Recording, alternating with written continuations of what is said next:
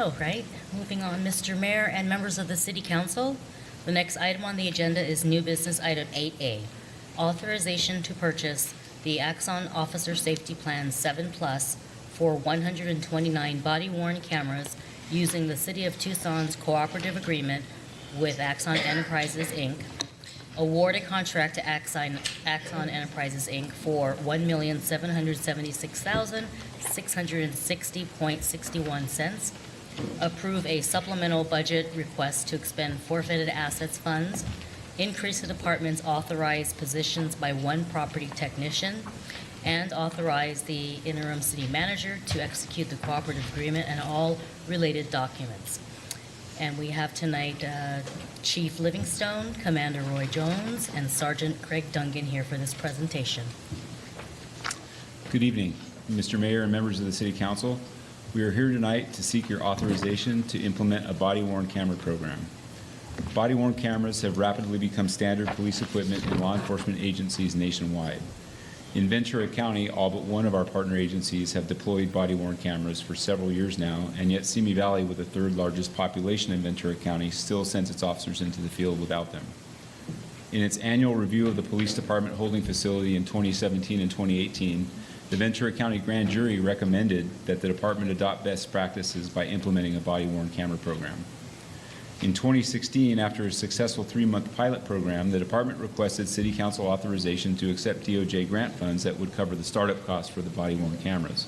At that time, however, the Council decided against this approach because the recurring costs associated with data storage were prohibitive and would burden the city budget. Commander Jones and Sergeant Dungan are here tonight to present for your consideration another opportunity for the department to move forward with body-worn cameras. As you will see from their extensive analysis and hard work, what we are offering here tonight far exceeds what we presented to you in 2016. With this approach, the department will use dedicated funds from its forfeited assets account to cover the cost of the program that will minimize the impact on the city budget for the 5 years covered in the proposed contract. In effect, we will be using money seized from drug dealers to benefit our police officers and the community. As you know, these funds are limited to specific purposes, for example, equipment and training, and cannot be used for salaries, school resource officers, or unfunded PERS obligations. Use of these funds do not undermine funding for other department programs. Mr. Mayor and members of the Council, I can't emphasize enough the importance of what you're being asked to decide upon tonight. The implementation of this program will be a significant and, I believe, positive change in the culture of policing in our community. I have worked closely with the departmental staff and the POA leadership to draft a policy for body-worn cameras, and the POA's input was included in the draft policy in its entirety. And while the benefits of body-worn cameras are many, including false complaint resolution, reduction in the use of force, and the recording of vital evidence, to name just a few, really the most important thing to consider here is the increased level of transparency we will now have with the community we serve. I believe cameras will confirm what we already know, that we have the finest police officers in the nation. Unfortunately, like it or not, the days when a police officer's oath alone was sufficient to establish credibility in civil and criminal matters are no more. Even at our last council meeting, a citizen made a serious allegation against one of our officers that cameras would have possibly helped resolve. However, we don't have that because we don't have cameras. So now we're left with one person's word against another. Police agencies succeed by being progressive. When I started 31 years ago, we were still issuing revolvers, and tasers were something from science fiction. Things change, not always for the better, but resisting change because, quote, we always do it that way, is not an option either. By authorizing us to move forward with body-worn cameras, you are providing the hardworking and dedicated police officers in our city with another valuable tool to help them better serve our community. I will now turn it over to Commander Jones and Sergeant Dungan, who will give you the specifics of the proposal before you. Thank you. Mr. Mayor and council members, Sergeant Dungan and I are here this evening to discuss the capabilities, features, and benefits of a body-worn camera system for your police department. The body-worn camera program presented to you tonight includes state-of-the-art hardware components, cutting-edge software solutions, a full 5-year warranty, and technological upgrades of both hardware and software for the term of the agreement.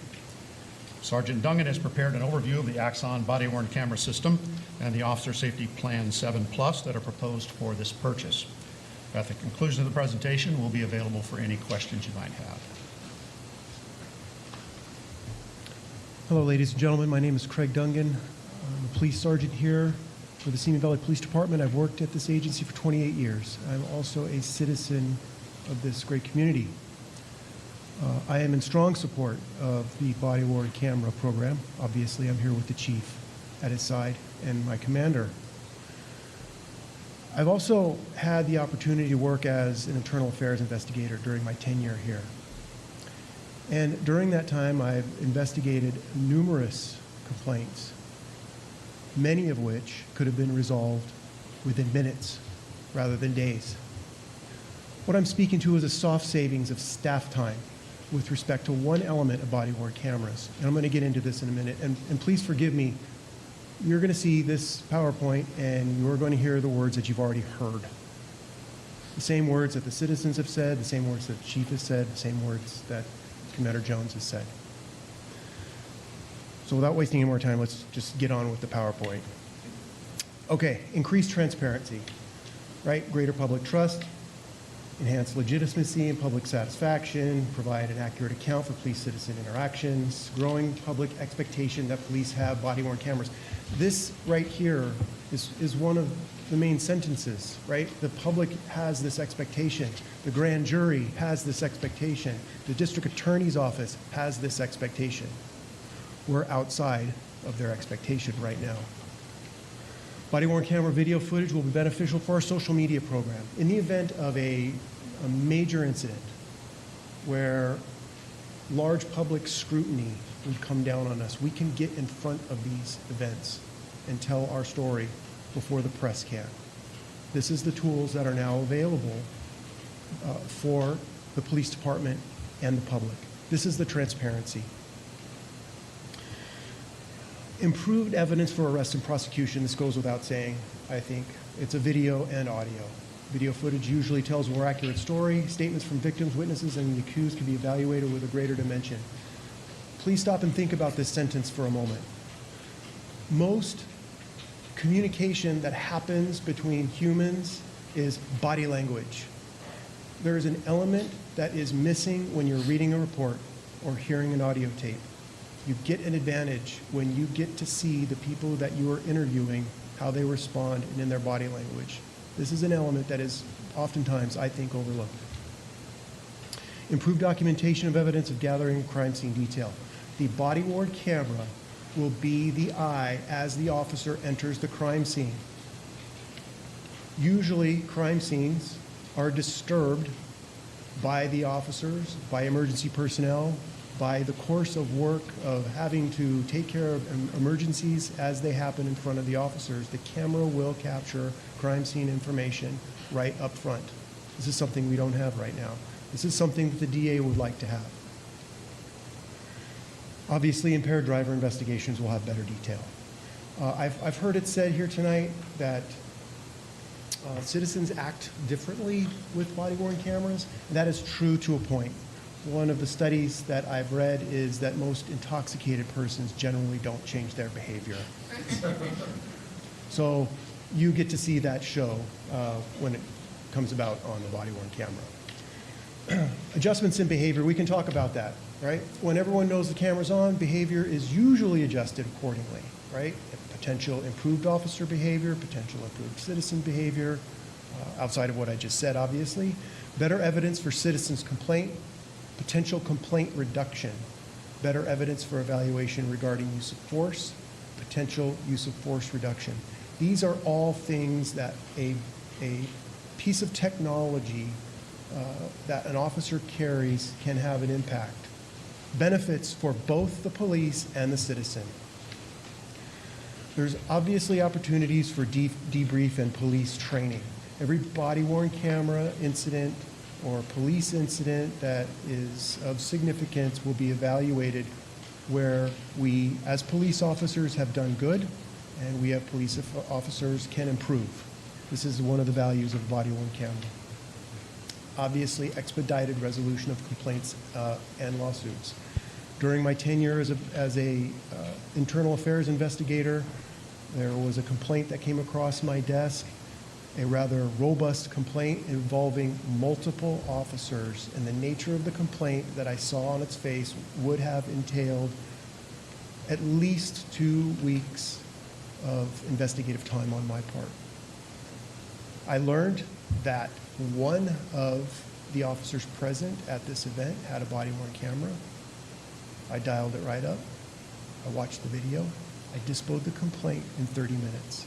This is the soft savings that I'm talking about. This is the staff time where the city won't have to expend resources on a complaint that can be resolved in minutes rather than days or weeks. We'll talk a little bit about Axon 3. It's the latest camera that's going to be deployed that we will be getting. It's the technology that Axon's moving towards, and I do believe I'm accurate in this statement. I don't know of any agency that will be having this camera. We will be one of the first, if not the first. So it has improved video technology, improved low light performance. I don't know if you can see that on this slide here, but essentially it allows the camera to see better in the dark than previous technology. The image on left is the old technology, image on the right is the new. I don't know if that translates well in this room. Improved video technology and reduced motion blur. One of the problems that video cameras currently have is in a dark situation, you don't get all of the data or images correctly. There's advanced technology now that improves on that blur reduction, so to speak. So when there's fast movement and low light, you get a better picture essentially. Improved audio technology. One of the problems that body-worn cameras have is they're prone to wind noise. There's multiple microphones on the camera, and better technology introduced that reduces all the wind noise. Hands-free activation alerts. When a handgun or taser is drawn, the camera automatically activates. We have policy in place where an officer should be turning on their cameras in specified incidents, meaning any law enforcement activity. There are certain circumstances where an officer could find himself in a situation where they wouldn't normally turn the camera on, but within a second they need that camera on, or they don't have time to turn it on and they draw their taser or their handgun. This technology turns the camera on immediately once that happens. The camera has a 12-hour battery life. This is important because a camera has to operate for the entire time that the officer has the camera turned on, and in a 10-hour shift. There's a pre-event buffer configurable up to 2 minutes. Generally 30 seconds is best, but if we wanted to do it 2 minutes, that's fine. Essentially what that is as soon as the camera is turned on, it's already been recording for 2 minutes, up to 2 minutes. It's not the audio, but it is the video, so it does capture those moments before the camera has been turned on. So you're getting additional footage prior to the activation of that device. And there's also an ability to view video from iPhones already deployed. So when an officer does capture video and they need to review that video for preparing their reports, they do it right from their deployed personal device, right there in their vehicle. And the ability to priority upload specific video for specified urgent cases. Sometimes there's use of force events where a sergeant or a commander may need to review that use of force, either in the field or at the station. We can upload that video as a priority rather than waiting for the officer at the end of shift to dock the camera and have that video drawn off and uploaded to the cloud. So there's advanced body-worn camera technology available when ready for deployment. Before I get into this, I want to preface this as saying we're not moving forward with this technology yet, but it is available should we decide as an agency that it is important for us. And that is live streaming with the camera from the field to the watch commander. The issue with this is we would have to have a data plan with a specified cellular carrier such as AT&T. We're not really moving in that direction. However, the technology is built in the event that we decide as an agency that that's something important for us. I don't believe it is right now. And I hope to make this clear to everybody that we're not really just talking about body cameras at this point. That is the main face of what we're presenting, but there is actually much more going on here than just the body camera. Yes, the camera does collect video and audio. Yes, it does get uploaded to the cloud. There's the dock, a similar looking dock that the officers would drop their cameras in at the end of shift, and the data automatically gets uploaded and the camera automatically charges. This is the kind of thing that we need because we can't have officers stacking up the computers, plugging in cameras to log into a computer and upload. It's got to be something as simple as the shift is over, they take their camera off, they drop it in the cradle, and they walk away, and it happens automatically. Auto tagging of an incident, this is important so we don't get lost in a sea of just random video that officers capture. There's technology built in that we will link our computer-aided dispatch to the cloud and our cameras in such a way that the video footage captured on the camera will automatically be tagged with the case number that the officer was out on. So essentially, it's almost a hands-free operation, and all of the video will get identified by the date, time, location, and the event that the officer was dispatched on, essentially.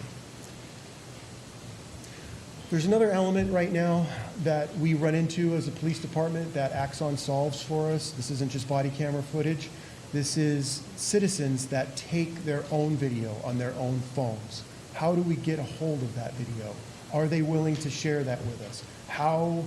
What method do we use? Do we have to seize their camera or their phone and do a complete offload of it? All of that stuff takes time. What Axon actually does for us is they provide us an ability to use a feature called Axon Citizen. It allows community members to submit evidence directly to the department. It allows officers to send out individual invites to witnesses. And we can create public evidence submission portal, such as on our social media or through Mixel. Basically, hey, if you have video on this event, we would like you to share it with us. You can upload it to this cloud service, and we can have it. Additional technology, like I said, it's more than just body cameras, right? There is Axon Capture. So there are events where officers cannot turn on their body cameras, such as there's times that they'll be at the hospital and they'll have to interview victims and witnesses. And that may be a circumstance that we can't use the camera. Axon offers a solution for us. We use Axon Capture on our iPhones. We turn on an audio recorder. The audio recorder records directly on the iPhone. The officers tag it, and it uploads that audio file directly to the cloud, ultimately making the officer's job easier. They won't have to book that in as evidence. It happens automatically on its own. Same thing with, let's see if I got this up here. There's another element to this, I don't think I have it on the slide, is photographs. A lot of times officers have to take still photographs out in the field of crime scene. Although the body camera may produce the best video footage, sometimes it's better to have still photographs for evidence presentation in a court case. Same type of situation, the officer would use their iPhone, take the pictures, tag it with the case number, and it automatically uploads. Images are uploaded, hands-free. The officers don't have to do anything else. They don't have to engage the property module and book these items in, this digital evidence, which ultimately saves officers time. Okay, so technology with AxonEvidence.com. We are already a user of Evidence.com. We have multiple licenses with Axon. The reason why we do this is because we're 40 miles away from the district attorney's office. And it's not unusual for a panicked district attorney to call us the day of or the day before to say, I need this digital evidence right now. And we tell them on the phone, we already sent you 4 CDs on this. Are you guys eating them? What's happening here? Where are they going? And they're still in a panic, right? And we still want to help them because we want them to have the evidence that we've created. Evidence.com was the only way that I could deliver digital evidence in a Dropbox-like manner, so to speak. So we could upload the evidence to evidence.com. We're doing this right now. We send them a link. The DA downloads the evidence. We can see exactly where that evidence is going through the IP address and who actually has it. So it solves a solution for us. So in one respect, we're already clients of Axon, as well as their tasers. We're going to talk about that in a minute as well.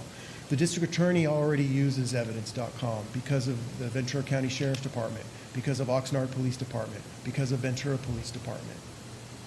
All of those agencies are currently using Axon body cameras and Axon evidence.com. Video and audio redaction is a big deal. There are video and audio redaction tools built into evidence.com. There are other vendors that do this. It's a separate client. There's separate fees. All of this is under one umbrella, so to speak. So it's a holistic solution that evidence.com and Axon is providing to us. Video and audio redaction tools are built in. No need for costly external redaction software. Advanced artificial intelligence assists with the redaction process and reducing costly staff time. There's a lot to this, but a lot of redaction has to do with redacting out MDT screens that happen to be on the video. Has to do with redacting out license plates, people's faces, and that kind of stuff that we would have to spend time doing that. There's artificial intelligence built in that will greatly speed this process along so we can fulfill public information requests. Internal redaction, I put in a sentence in here, it actually maintains the project. So if I were to redact a piece of video footage and then later on have to go back and unredact it for a reason, the project is still there, so I don't have to go through the entire video and do a re-redaction, so to speak. And Axon, just to answer some technical question, Axon uses Microsoft Azure. They are a CGIS compliant for data storage. And our data is going to be stored in California, Washington, and Texas. I could be wrong about that. It could be in Illinois or Texas. But I know Axon, Microsoft Azure does have data centers in those states. As I said before, our agency currently uses evidence.com. Here is an example of redaction. I don't know if it's necessary for me to show you. This is a 1-minute video.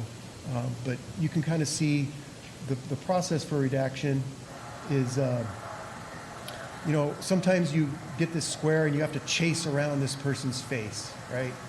And then as the video is playing. And then sometimes you have people walking in the background. Axon offers us some advanced tools to speed this along. If you don't have this tool, it takes a lot longer. And the point that I want to make is that they're offering solutions that will save us staff time. I'll move on past this now. Axon Taser is included with the body camera program. So the tasers that we use, the devices, the electronic control devices that we use are part of this program. So it's not, again, not just body cameras. We're getting the latest technology in less lethal weaponry with respect to the tasers. Axon assists with training and provides training tools for the tasers, virtual reality training for the officers. Taser data is directly uploaded and stored on evidence.com. And no additional cost, $150,000 of savings to the city. Also, Axon Interview Room is included. This is an interview room that we will be using. It's kind of a different methodology to what we currently have. Axon is including this. And once again, whenever we can get an officer or detective to create a video and then directly upload it hands-free to evidence.com, it's saving staff time, right? Again, talking about a soft savings. Covert audio and video is captured and uploaded directly.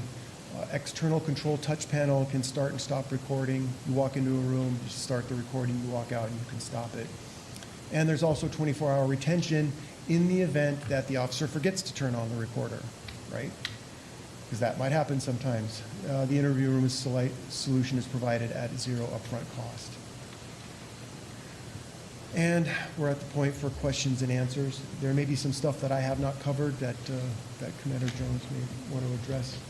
No, we're available for questions. I would mention that I did some research regarding complaints, and while a number you were provided earlier this evening of 5 complaints in a year is accurate, it was investigated complaints that resulted in a formal complaint in which the case was dispositioned.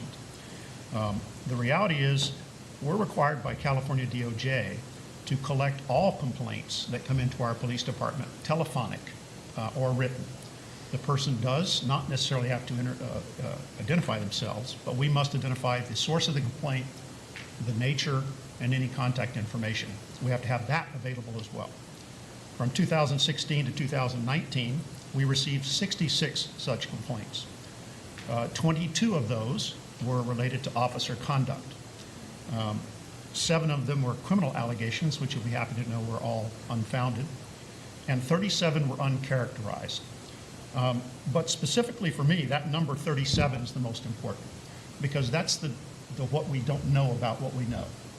At least 37 citizens took time to call or contact the police department to say they were unhappy with some portion of what we did, but never followed through with a written complaint. How many of those were valid? Your speculation is as good as mine. However, we know there is a segment of our community that is not always happy with what we do. This is something that we can use to disposition those complaints early on, and when we have that information, protect our officers and our citizens. So we're available for any questions if you'd like. Yes, sir.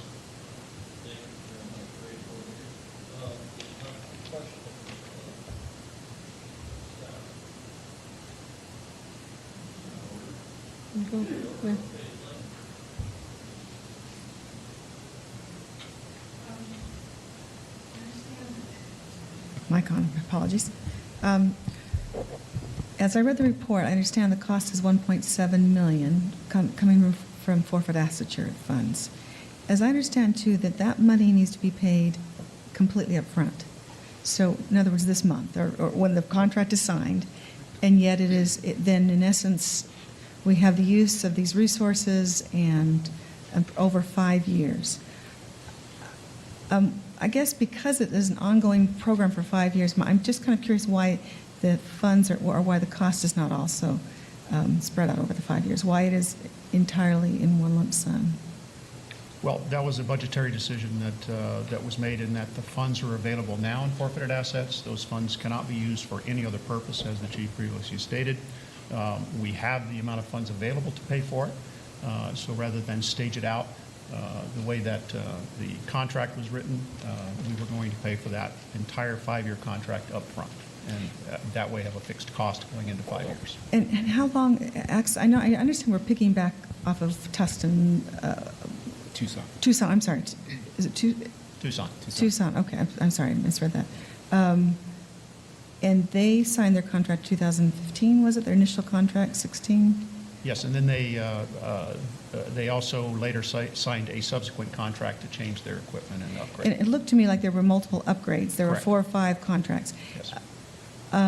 Is that a possibility that we would want to or need to be doing the same? And would that also be forfeit asset shares? I think what you'll find is what Tucson upgraded to was the OSP 7, which is what we're signing now, which includes hardware and software upgrades for the life of the contract over 5 years. At 2.5 years into our contract, we will receive brand new body-worn cameras, state-of-the-art technology, replacing what we have now. And then also at the close of the contract, we will receive additional new hardware and upgrades of our body-worn cameras over that period. And that OSP 7 includes all the software and technological upgrades that might necessarily come out during that 5-year period. Prior to that, Tucson did not have the OSP 7, which included all of those upgrades and warranty.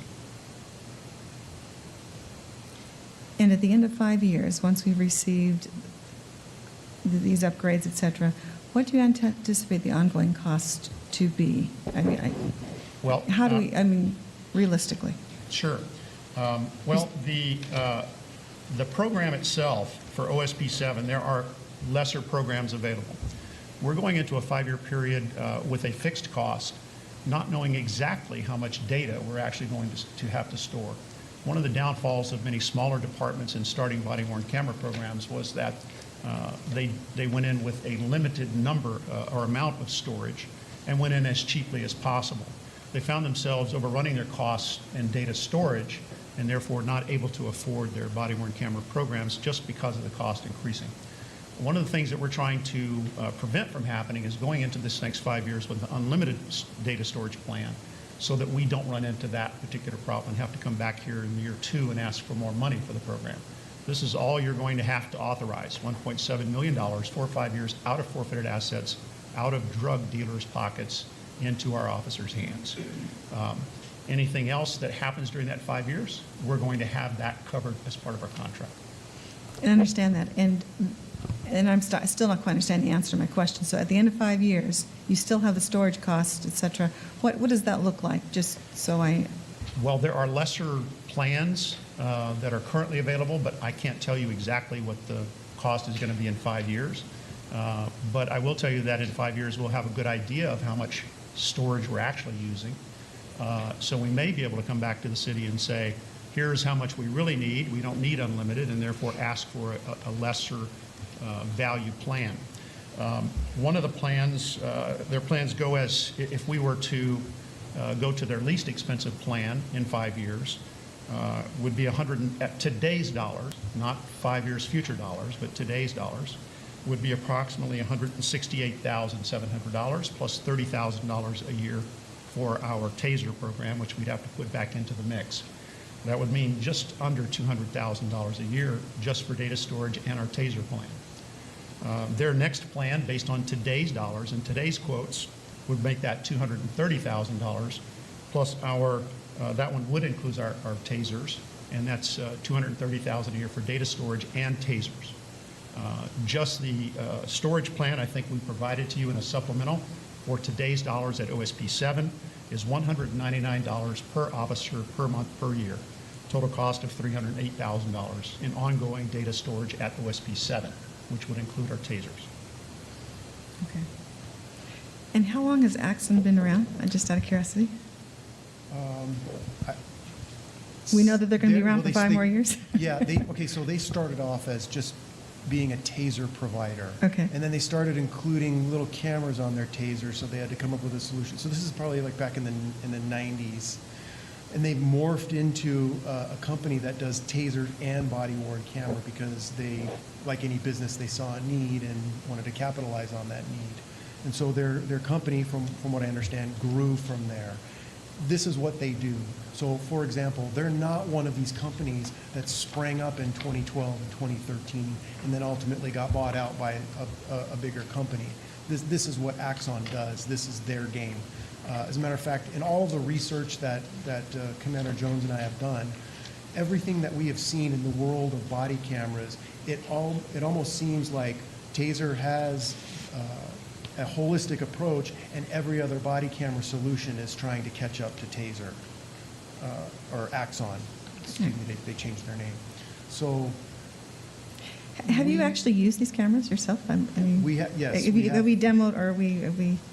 Yes, we've piloted these cameras. I think it was 2015. 2015.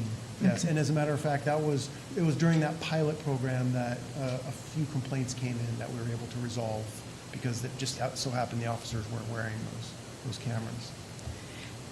So the TASER part of this program, does this replace all the TASERs we currently use? Is this it? Yes, it actually replaces the technology that the officers are currently carrying to the latest technology that TASER, that Axon is deploying. It's actually newer, better thought out, a better weapon, and that's part of the entire package. And they're also supplying the training and new virtual reality training software and hardware. I'd also add that part of that savings that's included in the staff report includes all of the cartridges that we use for training and deployment for the entire 5-year period. So that cost that you saw of $150,000 includes all of our training, all of our instructor training, and all of our deployment and training cartridges that go with the new TASER 7. And that conducted energy weapon includes some improvements in both close quarter and standoff application of the weapon, which makes it much more effective for us for use in the field and safer for the officers to deploy. Gotcha. Somewhere in the document, I read about drones. This contract does not include drone No, ma'am. footage, okay. And can you explain to me, I read into Tucson's contract, and it talked about offline versus online system. There was like a $200 difference for each body camera. Is that something, was I just reading too deeply? I'm sorry. An The only, offline, the only data difference in the plan is that non-Axon collected data, of which we believe there will be a minimum, but certainly could be some, because of Axon Citizen and Axon Captured that the officers will deploy. But if someone does provide us with evidence outside of the Axon platform, we will have 5.35 terabytes of data available over a 5-year contract period, working out to just over 1 terabyte of data per year in an ongoing rolling total. We believe that based on the amount of data that an officer estimates what they would capture, the amount of citizen data that would go into that will be far less than 1 terabyte of data. it's specifically, what I like to point out is, I manage the evidence room. I would like all of our digital evidence to be under one umbrella, because right now we have a data system where we maintain 2 servers. All of our digital evidence that comes in is maintained on premise through a system. If I'm able to configure a way that all of our digital evidence, so for example, your Kohl's security camera video footage of a shoplifter, that has to get booked into evidence. I'd like to store that on evidence.com and then migrate ourselves away from the cost and expense of the data systems that we already have. So on the horizon, there's also a potential savings to the city of departing from a legacy system that we would no longer need. And I believe it's pointed out in the staff report, but I would like to bring up that as part of this program, we're going to be able to receive a credit for our current conducted energy weapons, the X-26 and X-26P, and cartridges that will be returned to Axon within 90 days and a credit applied to our account. Gotcha. And if I understand, the interview room only happens if we sign by September something or other? That's that was correct. the carrot? Is that all right? Yes, ma'am. Mayor, is it appropriate to ask a question of Officer Wiedemeyer right now? Who's still here? Okay. Of course. Okay, of course. Thank you very much. Appreciate it. I just have a couple of questions. How much, you mentioned soft savings, staff time would be saved. What would officers do with that savings of time? Right, okay, so I try and think about it this way. I deal a lot in agency technology. So a lot of the things that the officers are doing with mobile reporting, with CAD, all of the things that they do with anything technology related that gets deployed, if an officer's not doing a thing, whatever that thing is, stopped writing a report or at the station booking evidence, what that means is they're driving around the city more.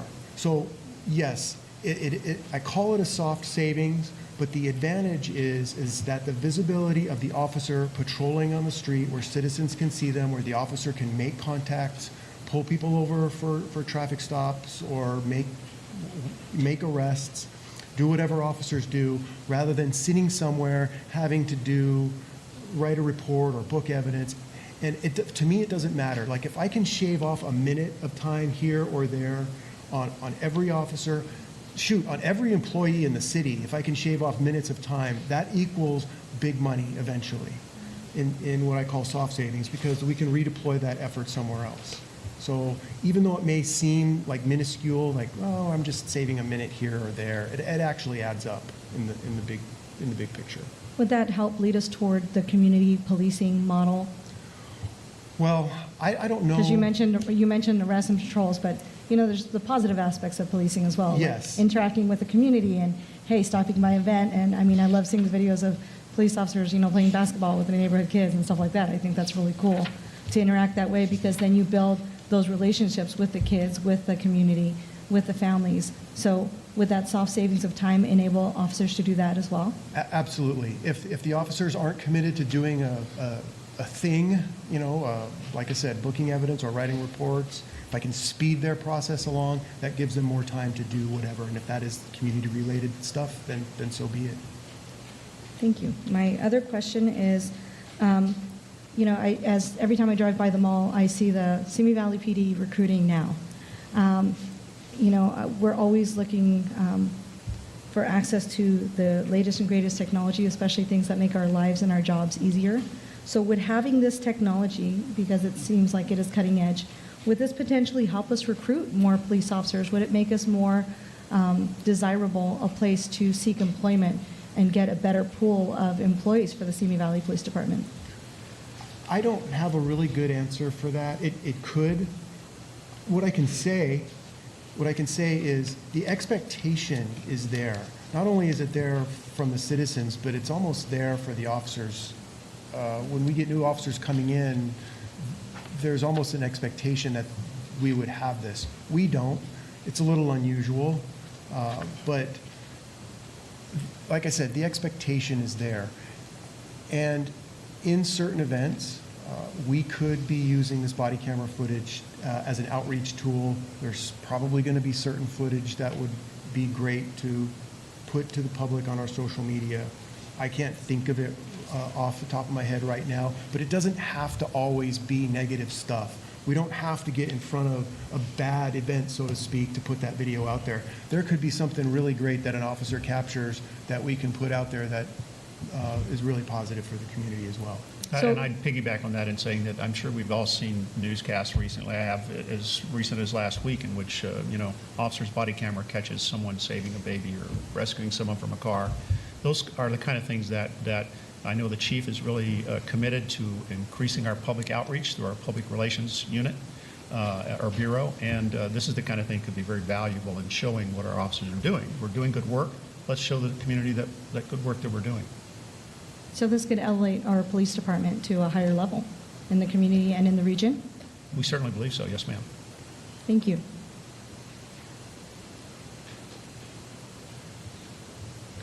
I got a couple of questions. Have we had a problem getting our cases filed with the DA because we do not have cameras? The DA constantly asks us for I asked if we had a body problem, camera. That is a problem. so he's not filing our cases. Well, I don't know. Right, I can't tell you if the DA has decided to not file a case because we don't have body-worn cameras, but we do get that question. And what that tells me is the expectation is there and we're not fulfilling that expectation. So what a DA does inside their mind, I can't say, but I know that they expect it. We can't provide it. A lot of times, just on cases like a DUI, for instance, they'll look at body camera footage and there's not even a trial, there's nothing, the person pleads guilty. So it does help expedite that process a lot. And I know I've had direct conversations with the district attorney, and we've had that conversation about body-worn cameras and the need to produce that evidence, and I think it just enhances it. It doesn't take away from it.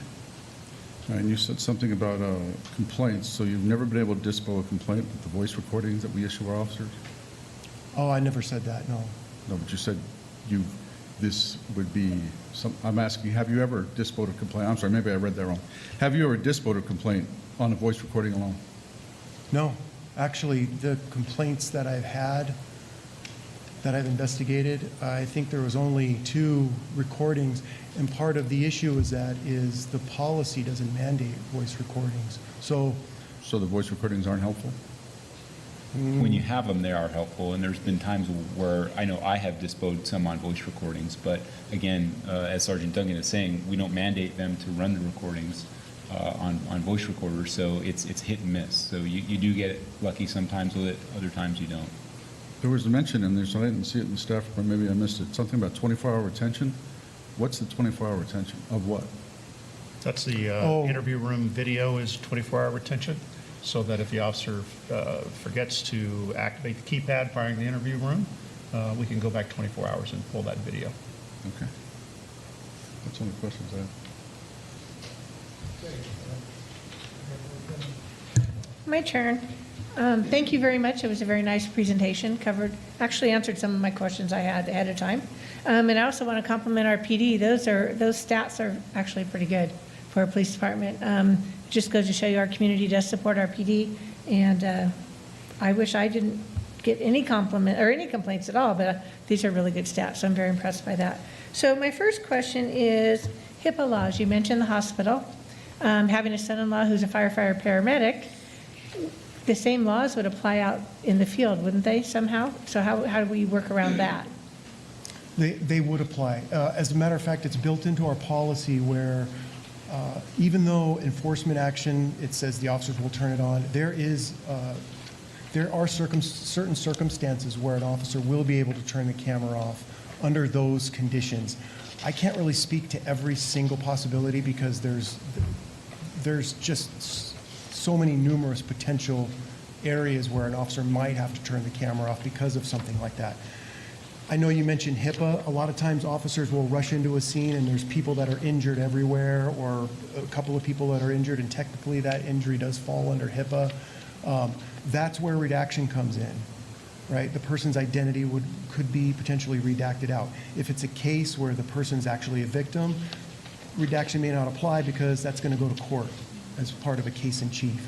But if it has to do with a PRA request, for example, and there are people that are injured, ill, or fall into a category that they shouldn't be identified, then that's part of the redaction process. And we plan to have people trained to fulfill those PRA requests, redact that video, and release it per the law. Yeah, if I could add to that, the draft policy, which we presented you with, that's covered on page 3, under members should be aware of certain circumstances when operating the BWC may not be appropriate.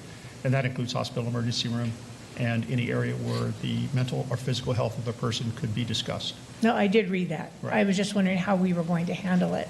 Right. And how it would be handled by the officer in the field. Are they going to receive training on knowing when and when not to? Yes, there will be training on not only the implementation training, which we have a timeline for, but also updates and training on the policy, the activation, how to use it, and when they should be activating it and when they should not be. As having a wife as a nurse, you should know that stuff, right? Yeah, we've actually had this conversation. That's what I figured, okay. Question number 2, you answered it, the 24-hour retention. That was for the waiting, or for the interview room only. Number 3, it may be not clear in the proposed policy, but on the tagging of events on category and retention 348.9, it said absent automated RMS integration, members would have to identify each video by category. Do we have that? That's what that refers to, ma'am, is the auto tagging capability. The number that we believe is applicable and provided to us by Axon is approximately 99.9% accurate.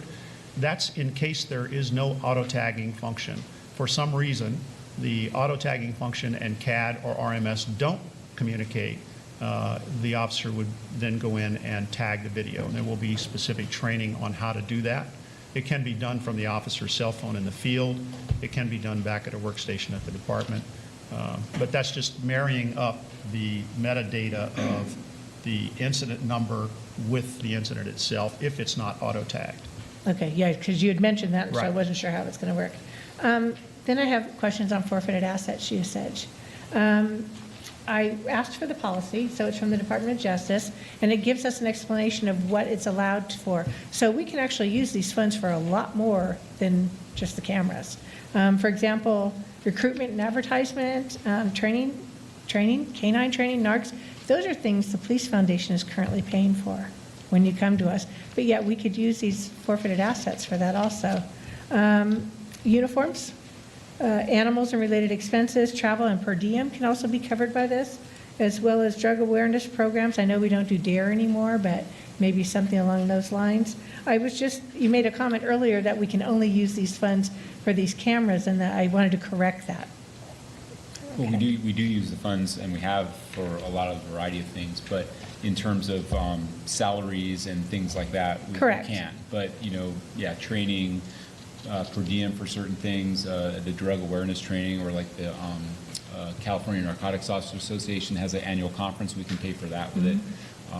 It's something that we use for a lot of different purposes. You can even use it for facilities, to buy, to purchase, or to build them and to correct Oh, them? I can tell you firsthand, So- I have personally asked for at least $250,000 for the property in its room. I have a staff member here with me that can attest to that, that we have regularly used those funds to improve the facility. I guess part of my concern is, being a board member on the Police Foundation, is we're granting money for things that could also be paid for by asset forfeiture, and I think we need to make that clear to the Police Foundation on any future asks.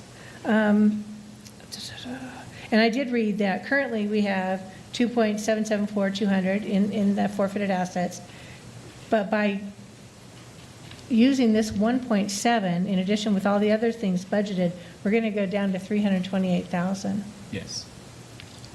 Okay, that's a big drop. That's a concern of mine, is cost. And, you know, obviously forfeited assets aren't something you can always look at and say it's going to be a continual source, but we are working with the DEA and we are continually taking in money so that the balance on that fund fluctuates.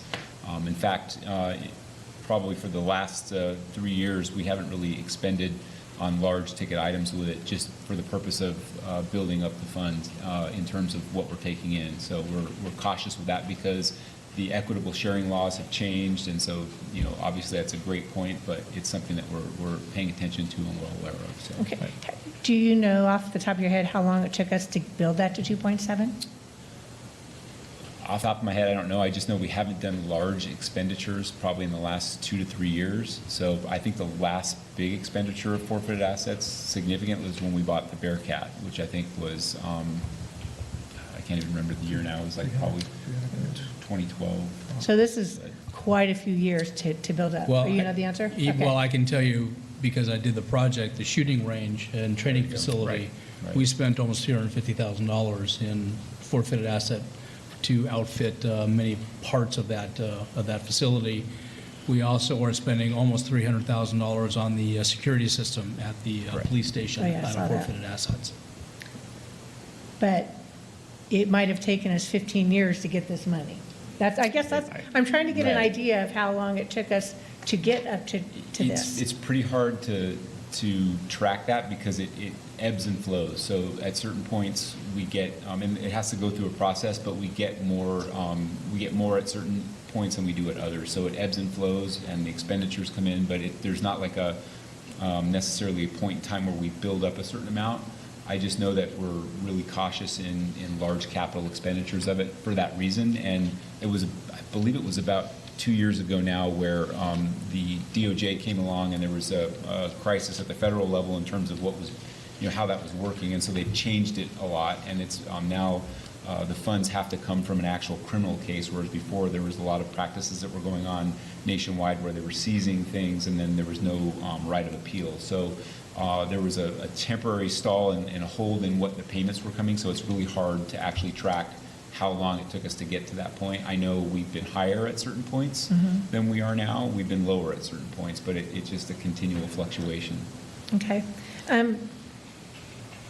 Part A on that same question. If we weren't to jump into top-of-the-line cameras at $1.78 million right away, did we look at dash cams? I can speak to that. Dash cams are great technology for their time. They do have a value. However, they almost become legacy technology when the camera is attached to the officer, because the camera being attached to the officer can depart from the vehicle and there's no transmission issue. You're always going to have video from the officer, and granted, the officer's not in the video frame as a dash cam would be, and like I said, there is a value, but it almost becomes a matter of, well, at what point do we decide which one's better? And clearly, I think the body camera solution is better. Okay. And I think everyone who's all for the program thinks the same thing as well. Okay. Yes, and the other advantage also, if I could add, is that with multiple officers equipped with cameras, we have different perspectives instead of just a single perspective from a dash cam, which could be to the benefit for the officers as well. Okay.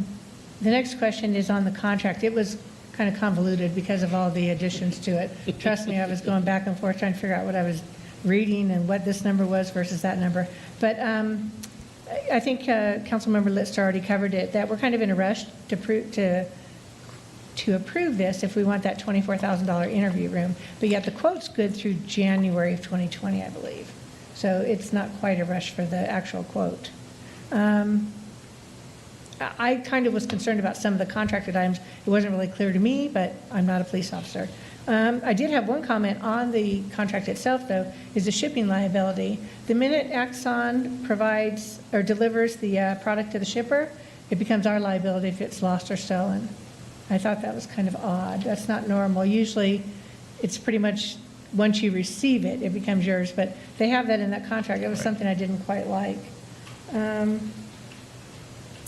think, oh, the only other thing I had was privacy. The cameras, it has a lot of technology where if your gun is removed, and I believe if your taser is removed, it will turn on your camera as well as others around you? In a 30-foot radius, it is removal of the handgun from the holster. There's a detection device inserted in the holster. And with the Taser 7, it's upon activation of the actual taser. So in other words, when an officer draws a taser has not activated it to a point where he's going to fire it, it does not activate the camera. Once he's activated it, which is the final step before firing, it activates any camera, and so does the handgun within 30-foot radius. And that depends upon, several factors, including, you're inside a building or there are obstructions, but the average radius is about 30 feet. Well, that was kind of the other part of it. Is it going to go through a wall, the activation part? So if I'm standing on one side of that wall and you're standing on the other, we don't know? Yeah, it just depends on how close you are and how strong the signal is, and that's just like, can you hear me now on the cell phone? I mean, it's hard to say. It's a signal transmitted by the device itself. It may or may not go through a wall. Yeah, I just have concerns on it could go on when it shouldn't in some places maybe. But you shouldn't be drawing your weapon probably in some situations. Actually, we've had this question. I'm glad you mentioned that, because the question came up, well, what if an officer draws his weapon for a press check into a barrel, and does that activate the camera? Well, one of the ways that we're hoping to mitigate that, and this is getting into maybe much more detail than you want, is that we will have the camera banks installed in the locker room. So the officers will not be activating their cameras until they actually go into the field. In briefing, they're not going to activate their cameras. In the locker room, they won't activate their cameras. They'll activate it once they go 10-8 into the field in service. That's going to reduce the likelihood that we're going to capture some unintended recording of something that may be of a sensitive nature. Okay, that was part of my question. Okay. Pardon me, Councilmember Kavanaugh, if I could just bring to your attention, there's because you mentioned the Police Foundation, it would be important to establish your relationship with the Police Foundation to make sure there isn't a conflict on it, if it would change the funding of the Police Foundation to the city. And I've been looking in the conflicts book, to figure that out. And one exception is that if somebody's an officer of a tax-exempt corporation that provides funds to a public body or board, or the Police Foundation in this case, you would note if you're a non-compensated officer. And so that would be the question, and that's supposed to be in the official record. So if you're an officer and you're non-compensated, then you would be able to proceed. I am a non-compensated officer. It's a 501c3. I'm a past president and current board member of the Simi Valley Police Foundation. Okay, then that seems to fit the exception to allow that. So am I. All right, That also should be noted clearly on the record then, Councilmember Judge. those are all my questions. Thank you. I am not a member. I'm a has-been. Okay, well, first of all, thanks for your report. I want to try keeping to the financial end of it. I put myself in a position, I'm not a police officer, haven't been one, and the technical questions on how to operate it and what have you, I don't think it should come from me. I have to take your word for it on what you think the operational procedures should be, what the equipment is, that type of thing. So I'll try limiting my questions to the what would come on to the financial end of it. First thing, real quick, you said auto upload, where you put the radios in and it uploads automatically? Yes. Or excuse me, the cameras in. See, that's why I'm not comparing. It's kind of like a radio. Okay, and it seemed like there was a lot of talk about ease of operation, automatic this, automatic that, automatic this, but then I read in the report, but we also have to hire someone to do everything.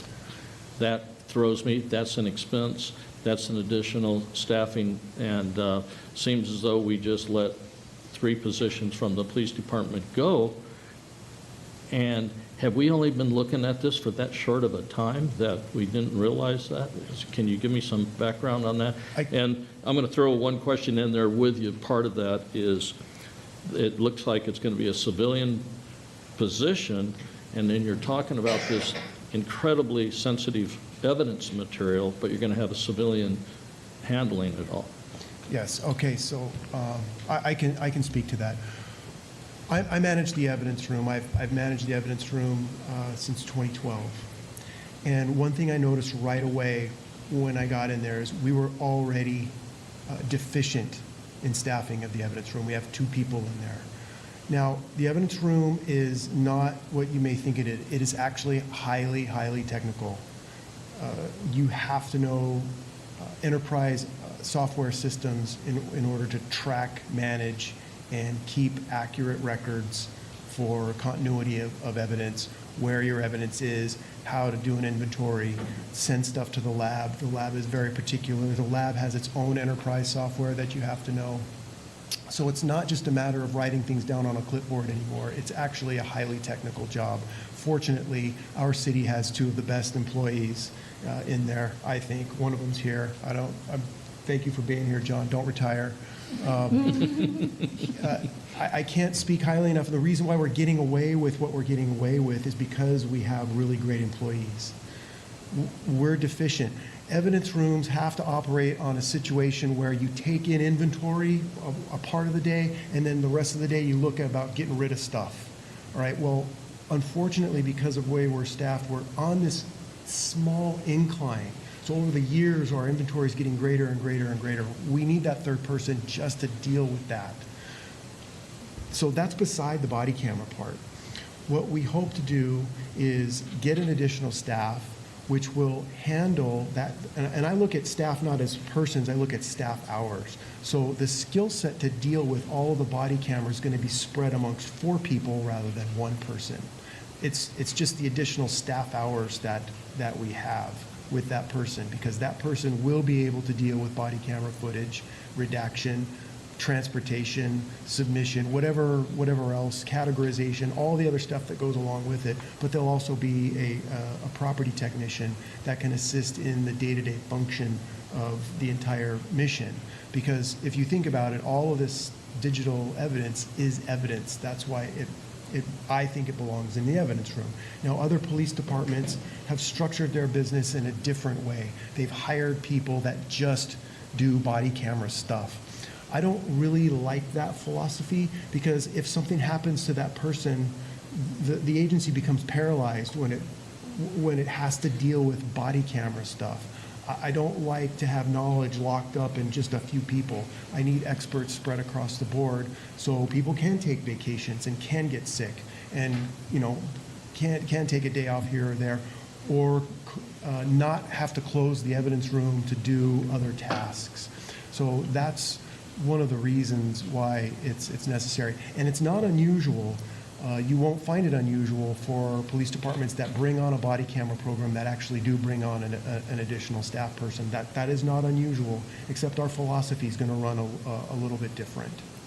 I hope that makes sense. No, it does, and you answered my question, because I was looking at it, and I'm going, we're going to hire a technician, and yet these are 24/7 tools. There's no way 1 person can do it.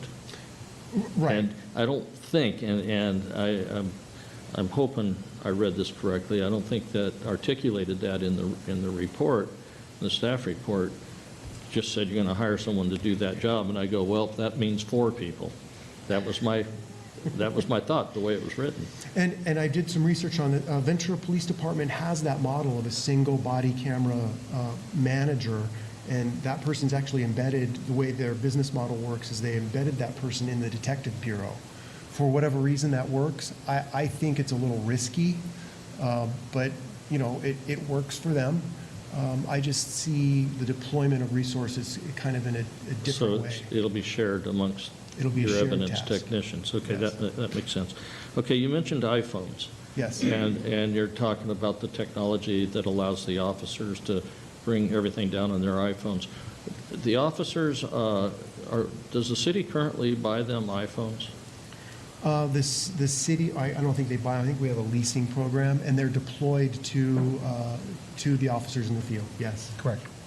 Okay, so we have 129 cameras coming. Does that mean we're going to have 129 iPhones out there? They're already deployed, They're Yes. already out there? We already have them And out we're there. already paying for them? yes. Yes, sir.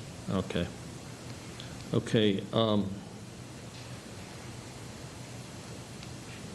There's part I kept reading, and forgive me, I never got a grip on it, was the trial period.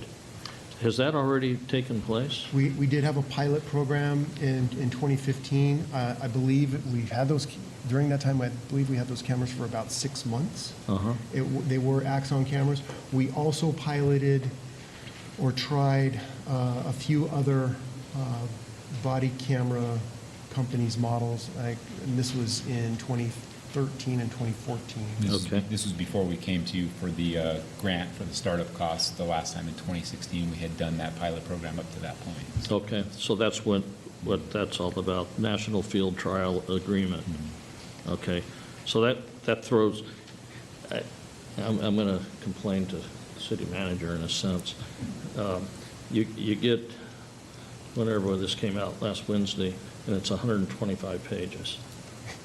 And we're supposed to read this contract and understand it, and we try reading it and understanding it. And prior to that, there's no discussion. So I think that's what's coming, why there's a lot of questions, especially some of my questions. So I have a question that says, most expenditures of this size goes out to bid, and why are we not sending this out to bid to other companies? Well, okay, so there's a few things around that. There's actually an entire universe around that, and I don't want to get into all of them, but I want to touch on some highlights. There's some things that Axon does that other body camera vendors don't do. Okay, there's that. I can kind of get into those details, but that's one portion of it. Second, in this world in this digital world, one of the things that stifles police investigations, sometimes, not all the time, is the inability of police departments not easily being able to share information with surrounding agencies. Okay, so right now, our police department is a silo of data that just kind of sits there, that is unavailable to any police agency readily in the city of Thousand Oaks, for example, right? So one thing that I look at is in our county, all of the large agencies are using Axon. And there's a reason for that. And the reason is they're kind of an iron-tested company that this is what they do. I think, just when I look at the entire process and the entire umbrella of body cameras and everything else that goes along with it, that there's some well thought out problems that have been solved, and it could be because they have really decent consultants. When I was researching body cameras, I would get phone calls from vendors all the time, just random vendors that wanted to sell us body cameras. And, they would send me cameras, and I have 3 or 4 different models sitting on my desk, and they'd have all these buttons and bells and lasers and lights and all of this other stuff. And I would tell these guys, when I'd get them on the phone, I'm sending all this stuff back to you. Here's why. I don't want all this stuff. I need a camera and a big fat button, because that's how cops operate. They don't operate in a stressful situation where they have to deal with small little buttons on a small device. It just doesn't work like that. There were a few companies that did that. VView was one of them. It was a camera, you slide the thing and it turns it on. Like simplicity, that's what cops need. Well, VView was a good camera vendor. They were bought by Axon. So when I look at a vendor right? I look at everything that they have to offer. Are they thinking this stuff all the way through? And they're one of the companies that has done that. And like I said before, when I look at other vendors, it almost seems like that they're trying to catch up with what Axon is providing. And like I said, there's a reason why all of the major Ventura County agencies went with Axon. Could I add also that at the time we first were doing our field trials, at that time, there was a proliferation of body-worn camera systems out there. They were popping up all over the place. There has been a consolidation in the market in the last few years, and the major vendors have bought up most of those smaller companies just because of that, or those smaller companies have gone out of business because they did not have the legacy business model behind them and did not have the financial strength behind them that Axon does, and the experience in the body-worn camera systems, and the ability to package together for us the taser-conducted weapon technology, which we cannot get anywhere else. Okay, I find that, it's not that I don't believe you, that's not it at all. That's not it's just in such a large, profitable, obviously incredibly profitable from what I'm looking at, business, I would think there would be more vendors out there to look at, and but you know, and I'm not real big on everybody else is driving a Chevy, so I'm going to drive a Chevy. You know, we'll you know, come up with a method to share that information, but I'm okay with that for now. I think I asked you, yeah, I covered that one. Tell me about departments. I guess there are some that have gone into the system. You talked about it, smaller departments that have got in, and then they leave the camera system. They go, okay, this is too much money for us. So with that, tell me, we do this for a year, and I would guess that knowing the federal government, there's no guarantees we're going to continue to receive asset forfeiture funds. You know, we saw it one time, that you mentioned it. Right. They cut it off. There's nothing that guarantees that in 5 years, there's nothing guarantees in 2 years they'll still be doing it. Okay? So we come up to a time when, okay, it's time for you to give us another couple $1 million. And the city of Simi Valley goes, you know what? We can't afford to continue this way. Okay, Well, what happens? That's kind of the beauty of the proposal here, in the sense that, you know, we have the access to the forfeit assets now. We get the 5-year program in it, and that gives the city the ability at the 5-year mark, when that time comes up, to say, not worth it. This is, you know, hasn't worked out well, and we don't believe there's a value in continuing it. So if there are no funds, you know, being the fact that who knows what the city budget's going to be at that time and what the different considerations will be, but that gives the city the option to say, you know, okay, we authorize this, we got 5 years out of it, and we got, either it's valuable and we want to invest in it to continue, and we find that to be something that is worthwhile going forward, or, you know, it's a big broken record and we're going to stop. And that's the beauty, I think, of what we've provided here by utilizing forfeited assets, is that we're giving you that ability to do that and not locking you into that. Okay, and what about our evidence that they're holding? Right, so we had that discussion, right? That's one of the discussions I have with any vendor that I want to get the city into business with, essentially, is, all right, fine, we're getting married now. What happens if we get a divorce? Well, we know. Right? Right. Gets real expensive. Exactly. So the issue really is, you're right. Now we have 5 years worth of data. We will have to come up with a solution. And the solution could be that we have to spend maybe, I don't know, $10,000 to get a server and then offload all of that data locally, and we'll have to store it locally. Or we come up with an agreement with Axon that they'll carry it for a while. I don't know. I don't know if they'll do that, but we did have that discussion. All of our data will be available to us. We'll just have to put in the effort to get a hold of it, essentially. There's, what we're talking about here is the data and the metadata. The most important part of this is the metadata. That's the incident number, the location, the date, the time. That's the most important thing.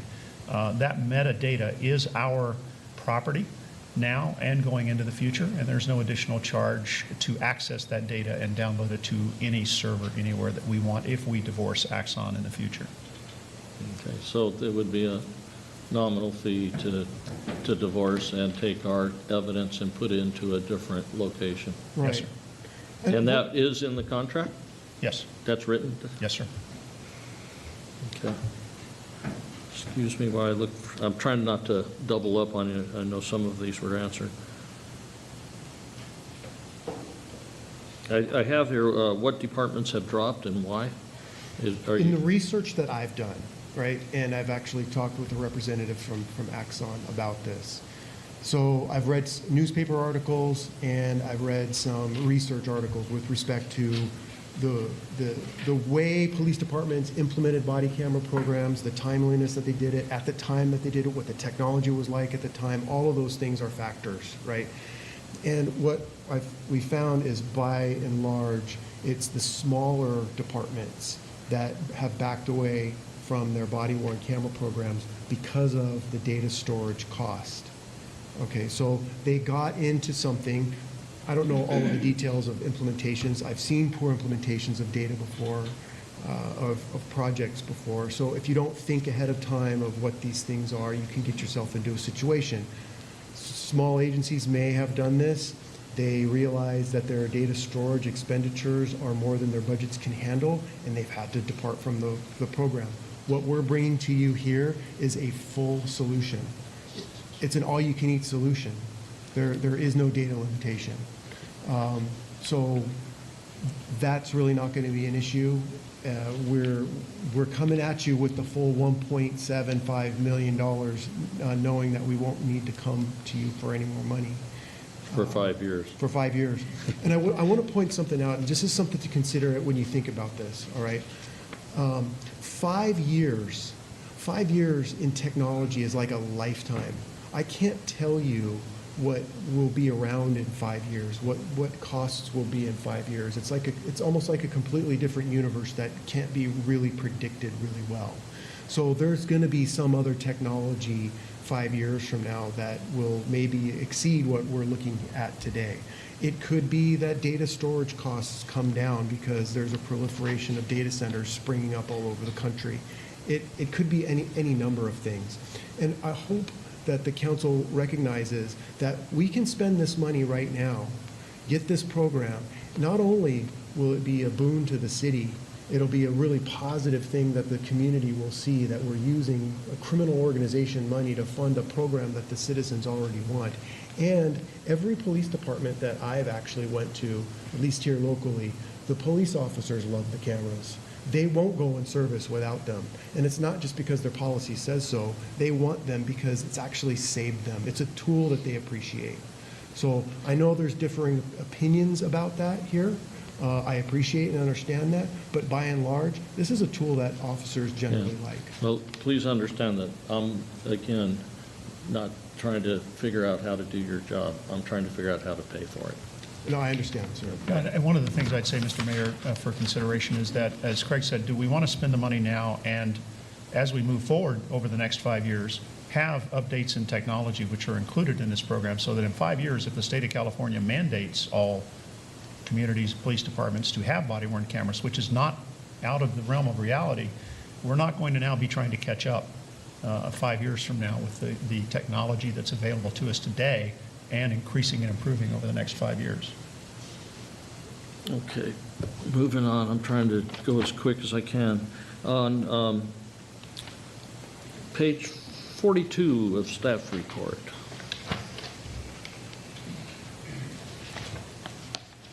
And I'm trying to understand, and I have no, maybe you can explain it to me. Why are we using Tucson's contract? I can, if you like, I can at least cover that big gloss, big picture.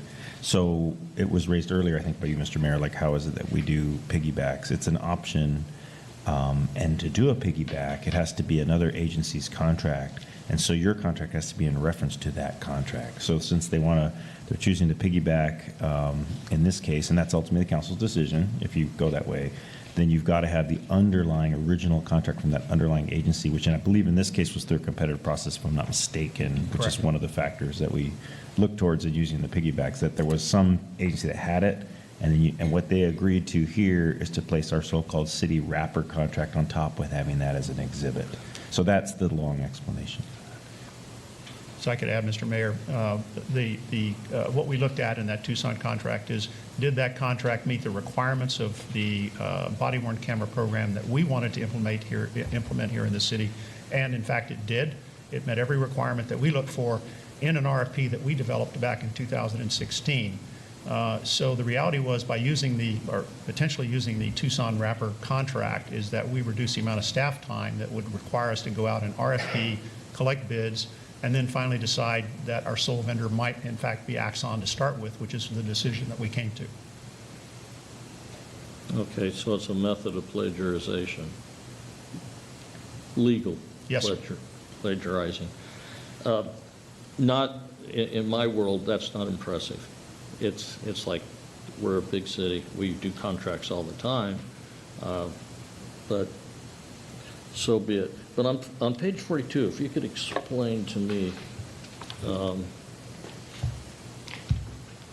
think it's, what is it, 74, looks like 301 or 501, item number. Let me see. 3-year extended warranty. And what was the item number again, sir? I think I'm having a hard time seeing it. It looks like 74051. And it says extended warranty, 3 years. And right under it's extended warranty, 5 years. Let me get to that page on here. It's easier to see. Was that Yeah, is maybe that the under- interview room? Yeah, it's in the middle of the page on the Axon interview room description. Oh, okay. Different item. Yeah, that's not a body camera That's, item. right, that's the Axon interview room. Which is part of what we're going to, that's part of the package, Correct, correct? that's it, no charge, yes, sir. No charge? Correct. Zero cost with anything associated with the Axon evidence room. Okay, so so the $699.99 each doesn't exist over there? No, sir, you look to the right, if you're looking at the Axon evidence quote, it shows totaled out at zero.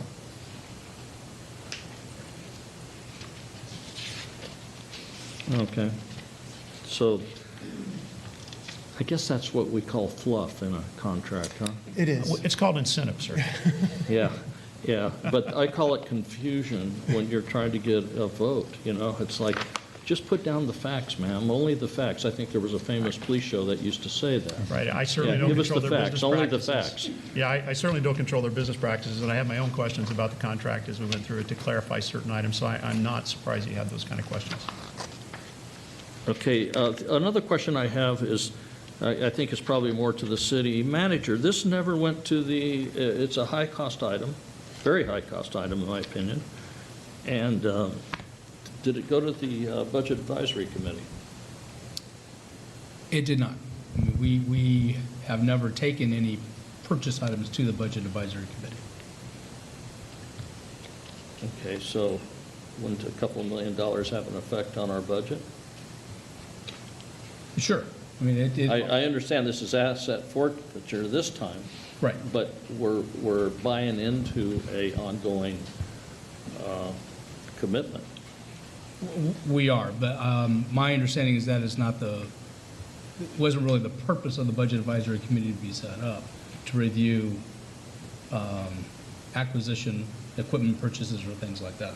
That would certainly take it into a different dimension. Okay.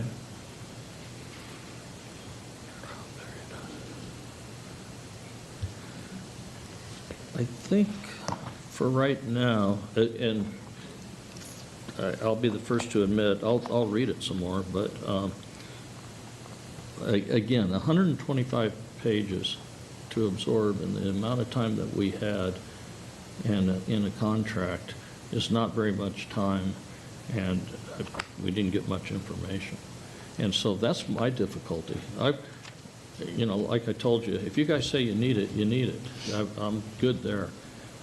I just want to make sure we're getting the best possible deal for the community. So, you had a question. I had a question for Officer Wiedemeyer, but that would be reopening up. I just wanted, Yeah, we can do that. We can open up public statements Well, portion. if I just clarify, the the council always has the ability to call new witnesses with the request of a member in the chair. Public comment is a different request, if you want to just open that up. So you guys can call witnesses or people that you're interested in information on an agenda item. You can also open public comment if you choose to do that. I mean, that's a different issue. Okay, whatever your pleasure. You're either going to come up as a witness or you're going to come up as the public. Come on up. only if you're willing.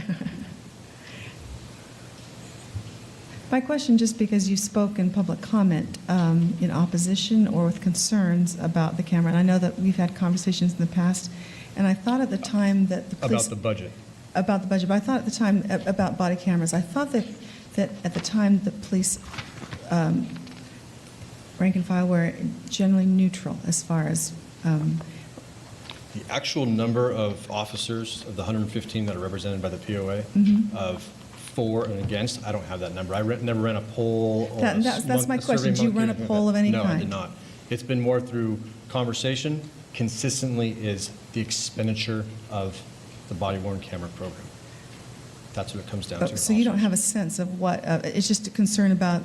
I have a sense, but I don't think it's anything I can sit up here and Okay. speak. It's, but when it comes to the expenditure, because you have basically every city employee tucked into a 4-year contract and with no essential pay increases to the dollar amount, that's the concern. It's Gotcha. because of the But city- the forfeited city's assets financials. can't be used in any way to help salaries, is that correct? Salaries?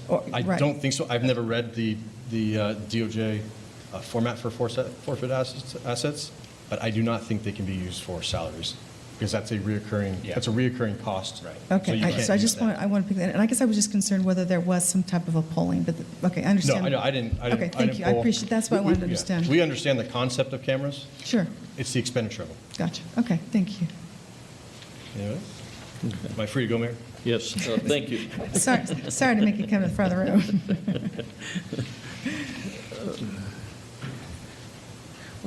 One last question. There seems, whenever any salesman tells me, you got to buy it by this date or else you're going to lose all these benefits, I tell them, there's the door, see you later. I don't need the pressure. It seems to me this is kind of an urgent thing, like we got to do it today or else. Well, here's the reasoning behind that from Axon. Is they're a publicly traded corporation, and they're required to close their books on this year by the end of September, October 1st, to make their reported income. So, the reality is their benefit is they get to book us this year, and we get a free interview room. If you don't want to sign it by the 30th, that's certainly your prerogative. We just won't get a free interview room. We're at $34,000. What they say is worth 34. $33,797, sir. Can I ask That's one what Tucson question? paid. May I ask one question on that in regards to the interview room? Does that hook up to our current systems? Yes, we have a system now that's in place. We're having some issues with it to get it to work to the degree that we'd like. The main advantage to the system, I think we covered, and just to give you the quick review of that, is that an officer would be able to be assigned to a call at the station in which a person, or even a complainant or someone comes to report something, the officer would key in on the keypad outside the door. When he did, he goes in, conducts his interview, comes out, closes it out on the pad, and all of that evidence that's collected, rather than the officer trying to pull it or us now trying to pull it off of a server later on, gets automatically uploaded to evidence.com to that particular case number. But we could purchase this if we don't do the contract You before. certainly can, but we Okay. wanted to give you a complete solution and don't want to come back here in 6 months to ask for a $23,000 interview room. No, that's okay, thank you. We might. Okay, I've been asked for, and I think we'll take a break. Make it 10 minutes.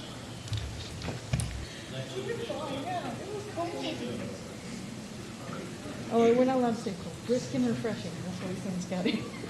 It's not cold. It's brisk and refreshing.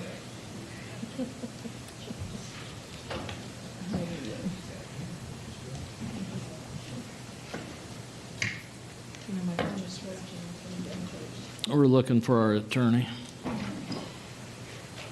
Cookies in the back.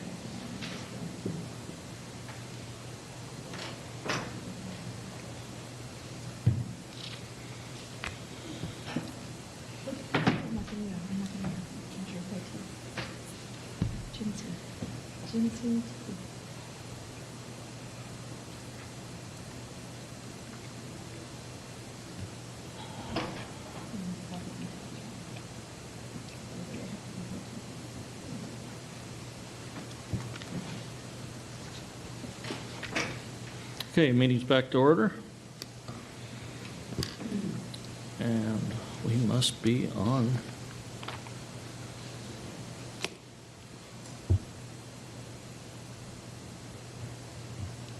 At this point, we'll go with council comments.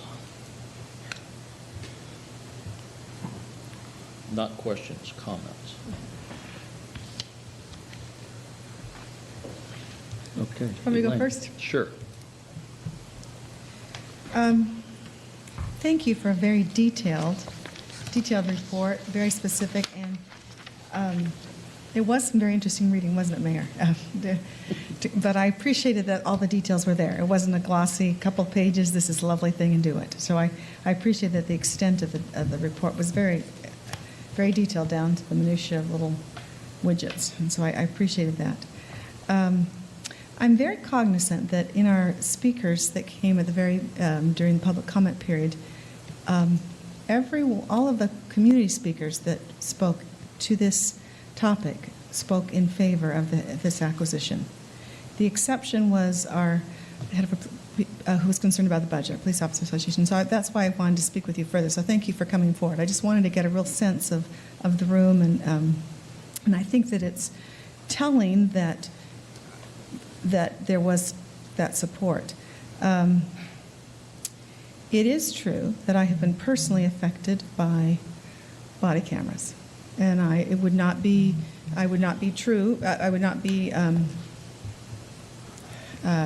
accurate if I didn't divulge that and explain the circumstance in just a bit of detail, in that I did have a 17-year-old son who was accused of something and ended up in juvenile detention, incarcerated for 21 days, was it?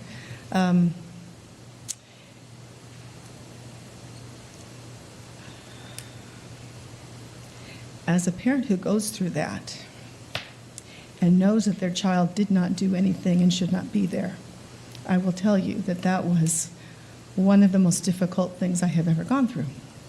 And at that time, you spare no expense to get legal representation to try to help you and fight, and whatever you do, max out the credit cards, trying to find a way to make that happen. I will be forever grateful to Officer who now is our head of police, David Livingstone, who chose to investigate it further. And as I understand, it was when he looked at that experimental body camera and looked at the footage interviewing the accuser that he had some concerns, and so went back and asked more questions, and eventually it was found that the accusations were false, were not made, were manufactured, and it was because of that that my son was given a finding of factual innocence. To that point, before that, he had been released, and they said, "You're free to go, we don't have enough proof to convict you, you're fine." But he would always have had that mark that he'd been arrested. And so I was forever grateful that our David Livingstone would take the time to look at the body camera footage and be able to go back and interview. And my son, going forward, when he writes interviews, can say there's nothing, his record is unblemished. So I want you to know I'm forever grateful as a private citizen, before I ever became on this council, that our police force, for a short time, used body cameras. So I want you to know I have trouble separating that incident from this request that we have before us today. So I've got to make sure I'm being very clear in that discussion. As I read through the material, I was concerned that it's a $1.77 million acquisition. This is not cheap. This is a chunk of change. I was gratified that it comes entirely from our forfeit assetshare program, so there's no ask from the budget to fund any of it, at least for the next 5 years.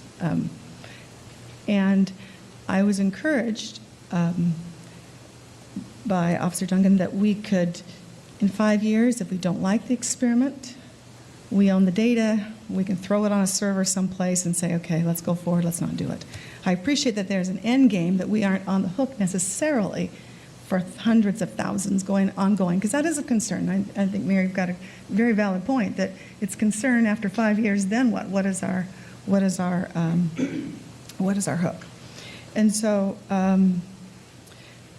I think some of those questions were answered in the dialogue. The fact that we have the funds right now, it doesn't deplete our entire forfeit assetshare account. It actually, we still have money there for other things, and money will come in. It is a big chunk of change, but I think that we are far enough along in the development of body cameras that probably we're better to having waited this long, that maybe we get a better product and prices start to come down, and we have others who are the guinea pigs, unfortunately, for products that were not as lasting.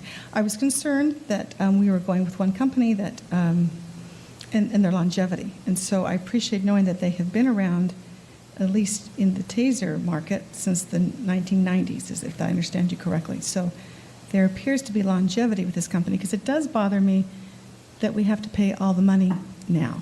I would prefer to say, listen, we'll give you $800,000 this year, and we'll give you $300,000 next year. I mean, I would prefer to say we've got it and we'll pay you, but we'll pay it as you demonstrate. So I'll be honest, that had some concern to me.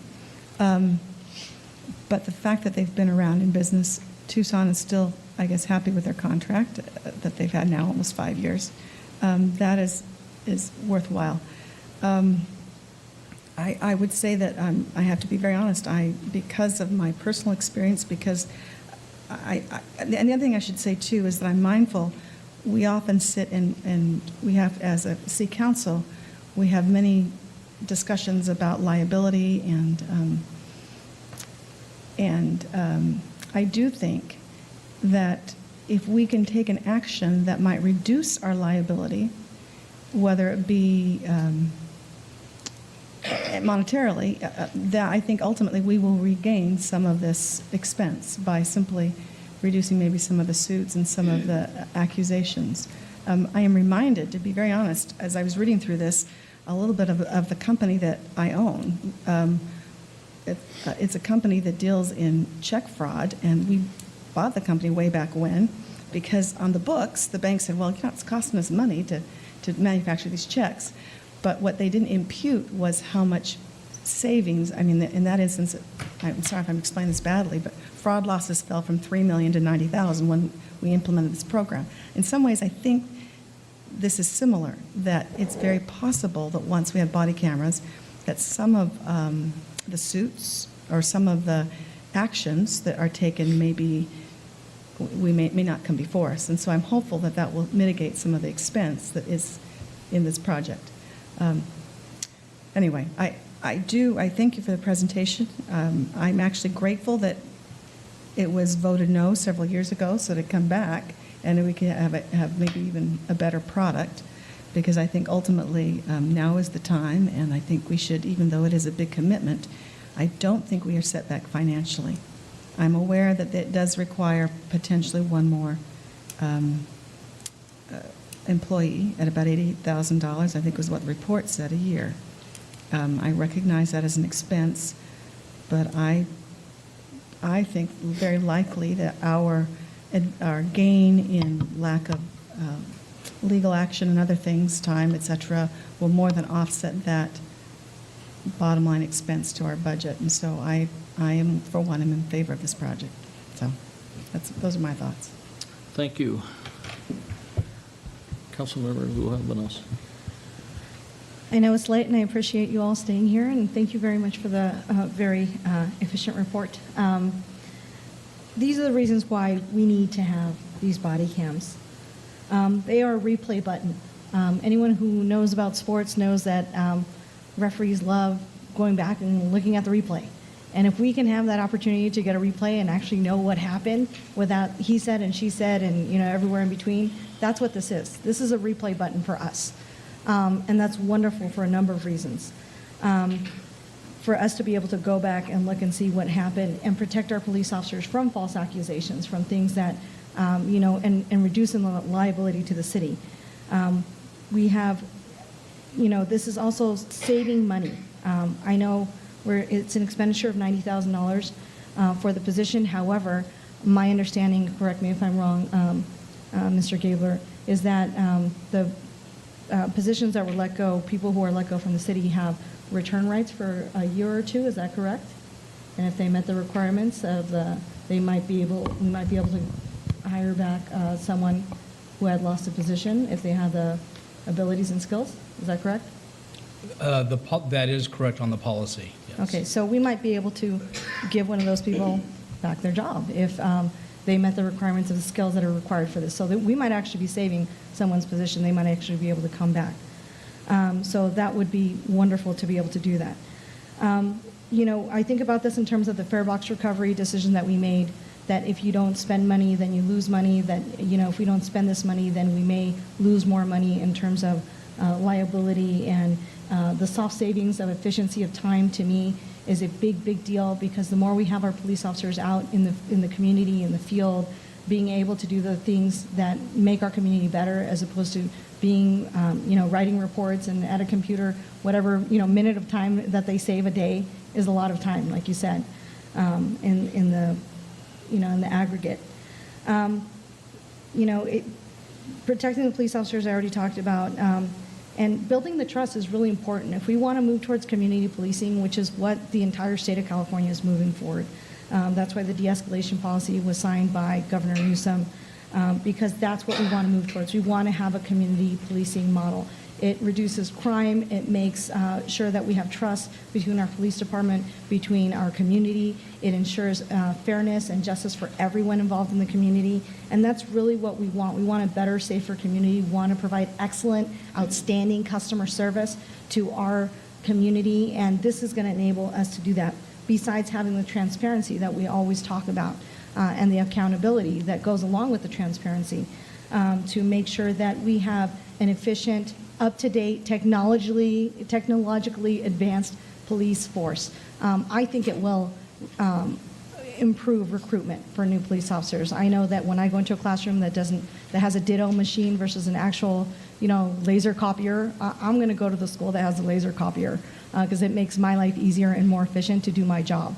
And I know if we have body cams with the technology that collaborates with the DA's office and the Ventura County and all the other agencies in the region, it also makes us better able to serve the region by having the same systems, information systems that they use in Thousand Oaks and in Moore Park and all the other areas, surrounding areas and regions. So it makes us a better police department, and that attracts businesses. That attracts residents. That attracts people who want to come and do business here and spend money here and buy houses here. And that's really what it's about, is we want to lift up our community. And I only see this as a tool to lift up our community. People always talk about how, our police force, and these are the tools that enable our police force to do the job. Again, it is not a permanent commitment. It is a 5-year commitment. We can reassess at the end of 5 years and see, did it work? Is it worth it? Is it not worth it? In 5 years, we decide, hey, it was worth it, or no, it wasn't worth it. And then it's not a permanent decision, but it does lead us in the right direction for our community and for our business, and allows us to elevate our community in a wonderful way. And more than anything, to build that trust and that relationship between the police department and the community. And I think we have wonderful police officers here. And I think this is an opportunity to build relationships with our police department and our community. And I think it's a wonderful, wonderful reason, and for all the other reasons that I stated. We also, and I just wanted to briefly mention, we have had, multi-million-dollar settlements that that would more than, cover the cost of, the 5 years of, the officer. But like I said, if we can bring back a position and give someone back their job in the police department, then we'd actually be saving a position. And I would love to be able to do that. Okay. Councilmember Judge. Thank you, Mr. Mayor. Mr. City Manager, how's CalPERS doing? It's costing us more money. Is it safe to say that if CalPERS didn't double up our payment, our budget wouldn't be in as dire straits as it is right now? Part of my comments. Go ahead with your comments. PERS is costing us money. Okay.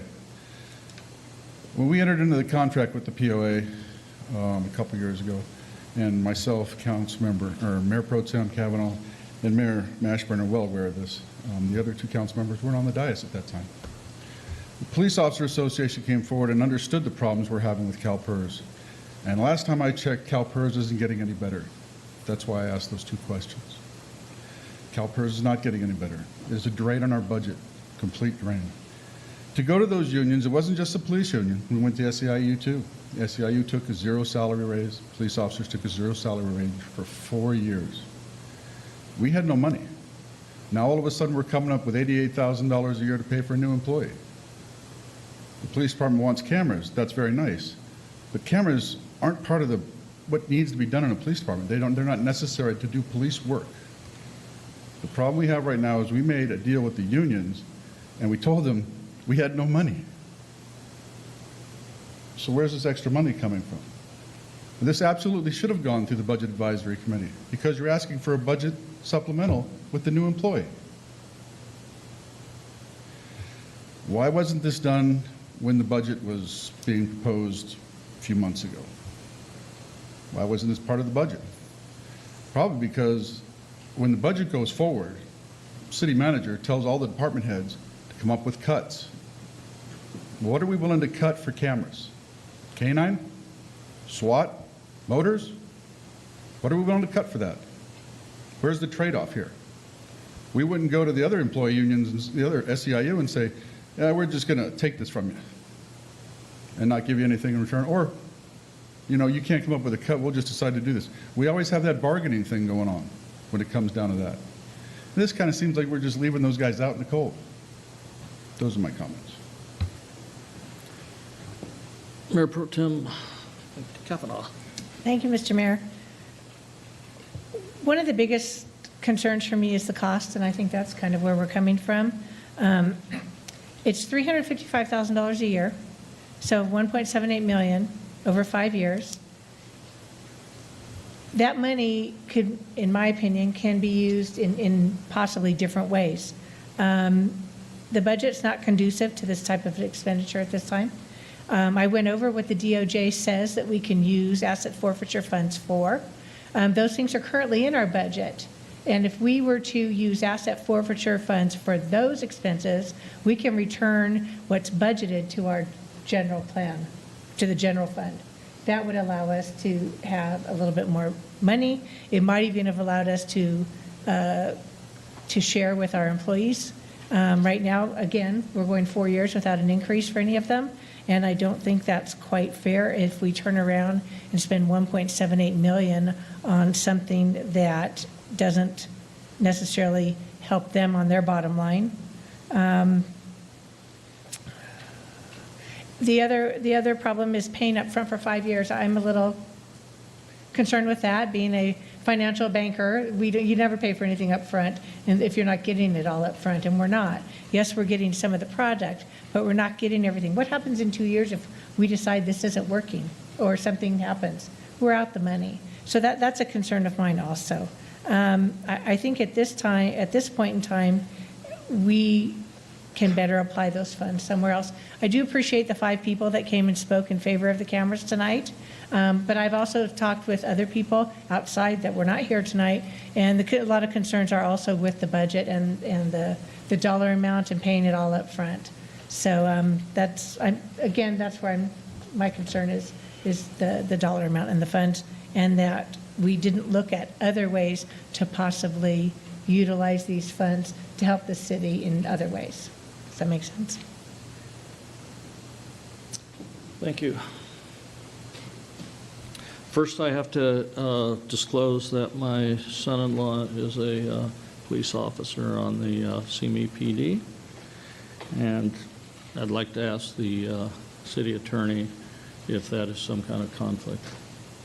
Mr. Mayor, this issue, because you've been on the council for some time, has been looked at several times over the years, and each time it always comes up the same, that the interest in a adult son or daughter or son-in-law does not preclude somebody from voting on issues affecting that person. So we have checked that many times, and so that hasn't changed. So you're not precluded from voting on things that could indirectly affect your son-in-law. Okay, thank you. And with that, I'd also like to add that I've had no discussions whatsoever on this topic with him. This is a terrible position to be in. And if it was up to me, and it's not, it's up to the DOJ, I would take every cent and give it as raises to the officers that serve this community. But of course, that isn't our choice. I desperately try to not get in the way of the police officers and what they deem as necessary tools for their job, because I am not a police officer. I don't go out on the street. I don't face what they do every day. So I'm not in a position to tell them what they need and what they don't need. I have to say that my physical concerns are huge, and I tend to agree with Mayor Pro Tem Kavanaugh that there may be other areas that we need to look at this contract. I don't think the contract was just because we jumped on piggyback with Tucson doesn't make it right, and I think we can make a better deal. That's where I'm at, and that's maybe I'm wrong, but and I do understand piggyback, and that's what we used to do with fire trucks. We would jump on board with CAL FIRE or other departments and buy based on that. So I do understand that process. However, giving them all the money up front and they go out of business tomorrow, we're in trouble. And so I say, I hear you loud and clear that you want them. I hear the residents that they want them. We have to do it in a fiscally responsible manner. Those are my comments.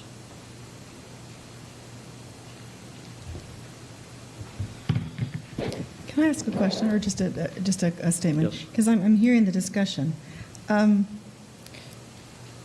If the police force felt that they had someone internally that could be moved to so we didn't have to hire a new person, let's say, if they felt that they had someone on staff somewhere that could be moved that could possibly help in the evidence room to help with this, and so basically there's zero effect to our budget.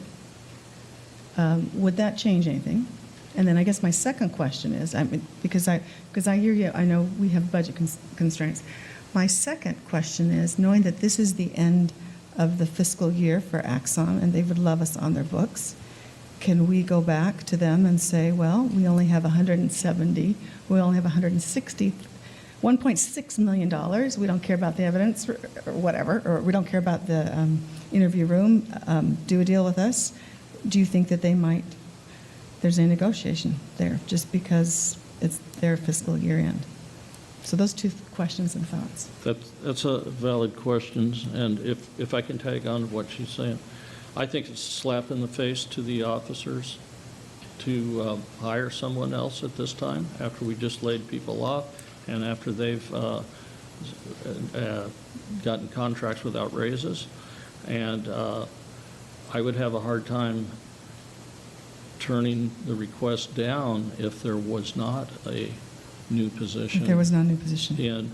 And look at cutting back somewhere else within the department, or go to the police union or the police foundation and ask for the money.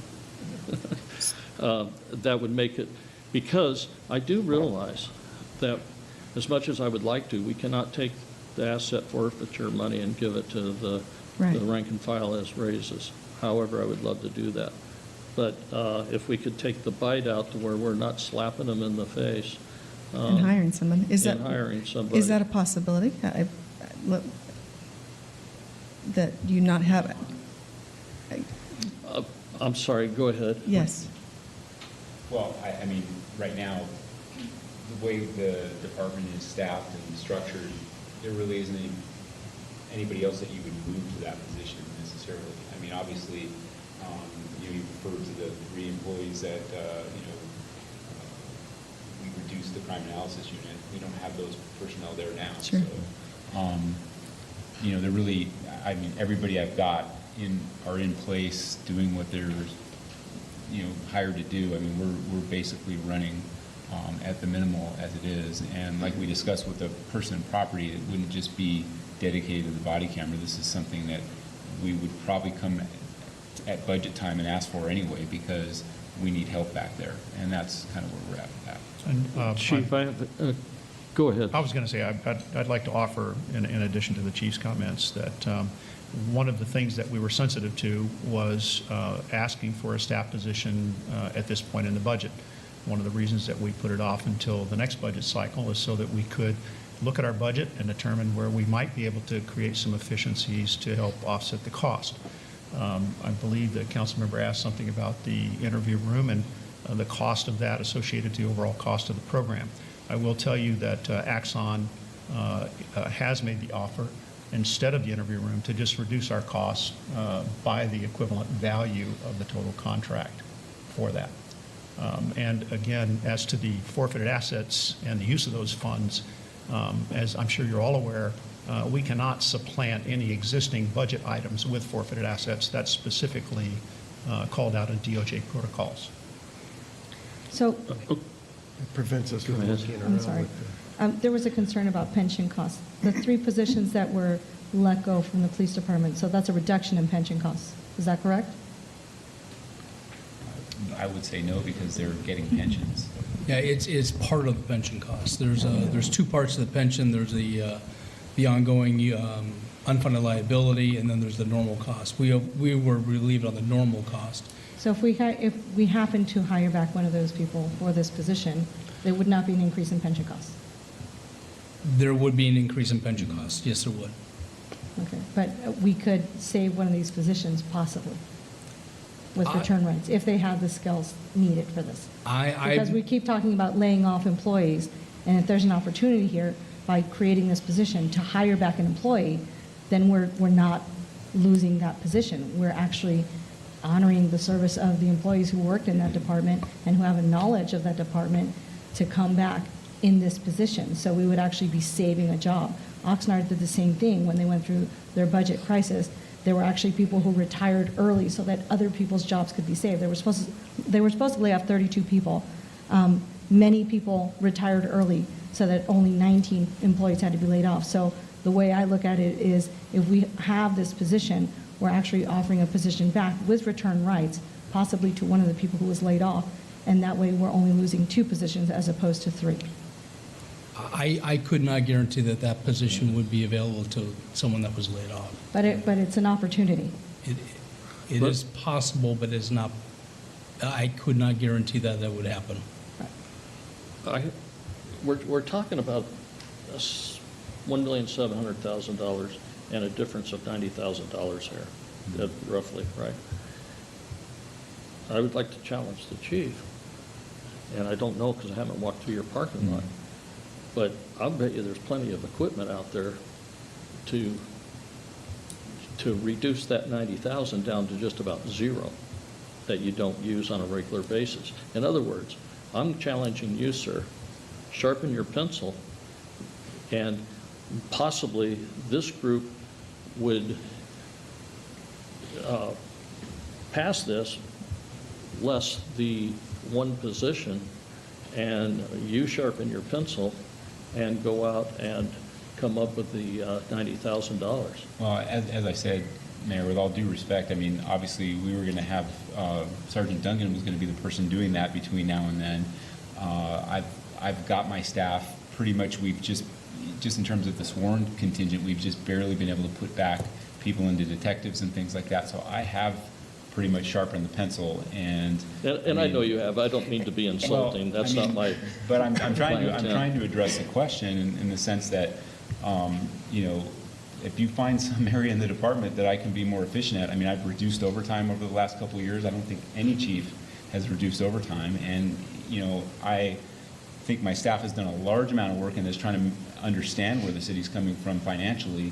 And I just feel like, you know, that's one of those things where, you know, it is kind of an insult, to be honest with you, because, you know, I've taken those steps to do that. I'm using forfeited asset funds to hand you guys something that basically is not going to affect the budget, and giving you still the ability to say, well, we don't want to do it 5 years from now.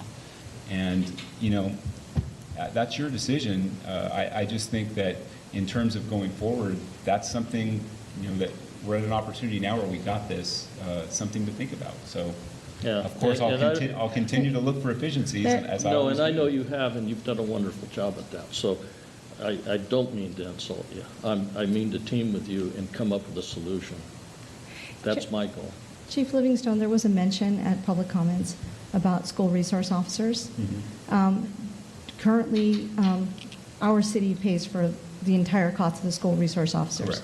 The school, the Simi Valley Unified School District does not pitch in for any of the costs of the school resource officers. Yes, currently, we're the only unified school district in the county that doesn't get some funding. Santa Paula, for instance, has got full funding, so we're the only ones that don't do that. So arguing that forfeited assets somehow is going to make our schools less safe is ridiculous. I mean, we're trying to do everything we can. So for that.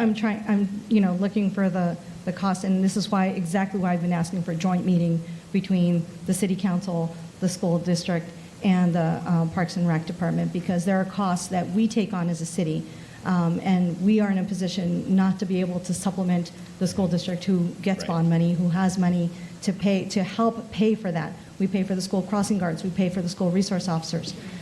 So I, Are we asking you know, more questions I'm looking now? for, Could you know, bring us to the subject? money to do that. And, you know, if we got some money from the school district to pitch in for the school resource officers, that could possibly cover some of the costs of that position. That's correct. Mayor, can I ask one more question? I'm sorry, may I ask one more question, Sure. just so I understand? The employee that is requested to work in the evidence, is that effective immediately? Is it next budget? It's next budget cycle? It would be next budget cycle, and I can So tell it's you- not in this budget that we're, not this year's budget, it is next year's budget. I don't know if that was made clear, I didn't quite understand that. It's not, it wouldn't take effect now. In fact, like I said, Sergeant Duncan and the existing staff would do all the data storage management until we got to that point. Until budget And we would still come back. 2020. We will still come back at that point and ask for the additional resource, just because of what Sergeant Duncan talked about, the workload in that office as it is. Gotcha.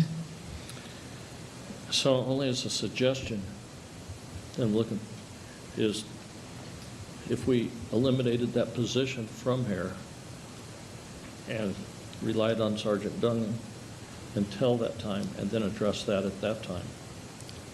So eliminate from the motion right now, basically, and then. I'm sorry? So you're saying eliminate that portion from the motion right now, Yeah. and then bring that back?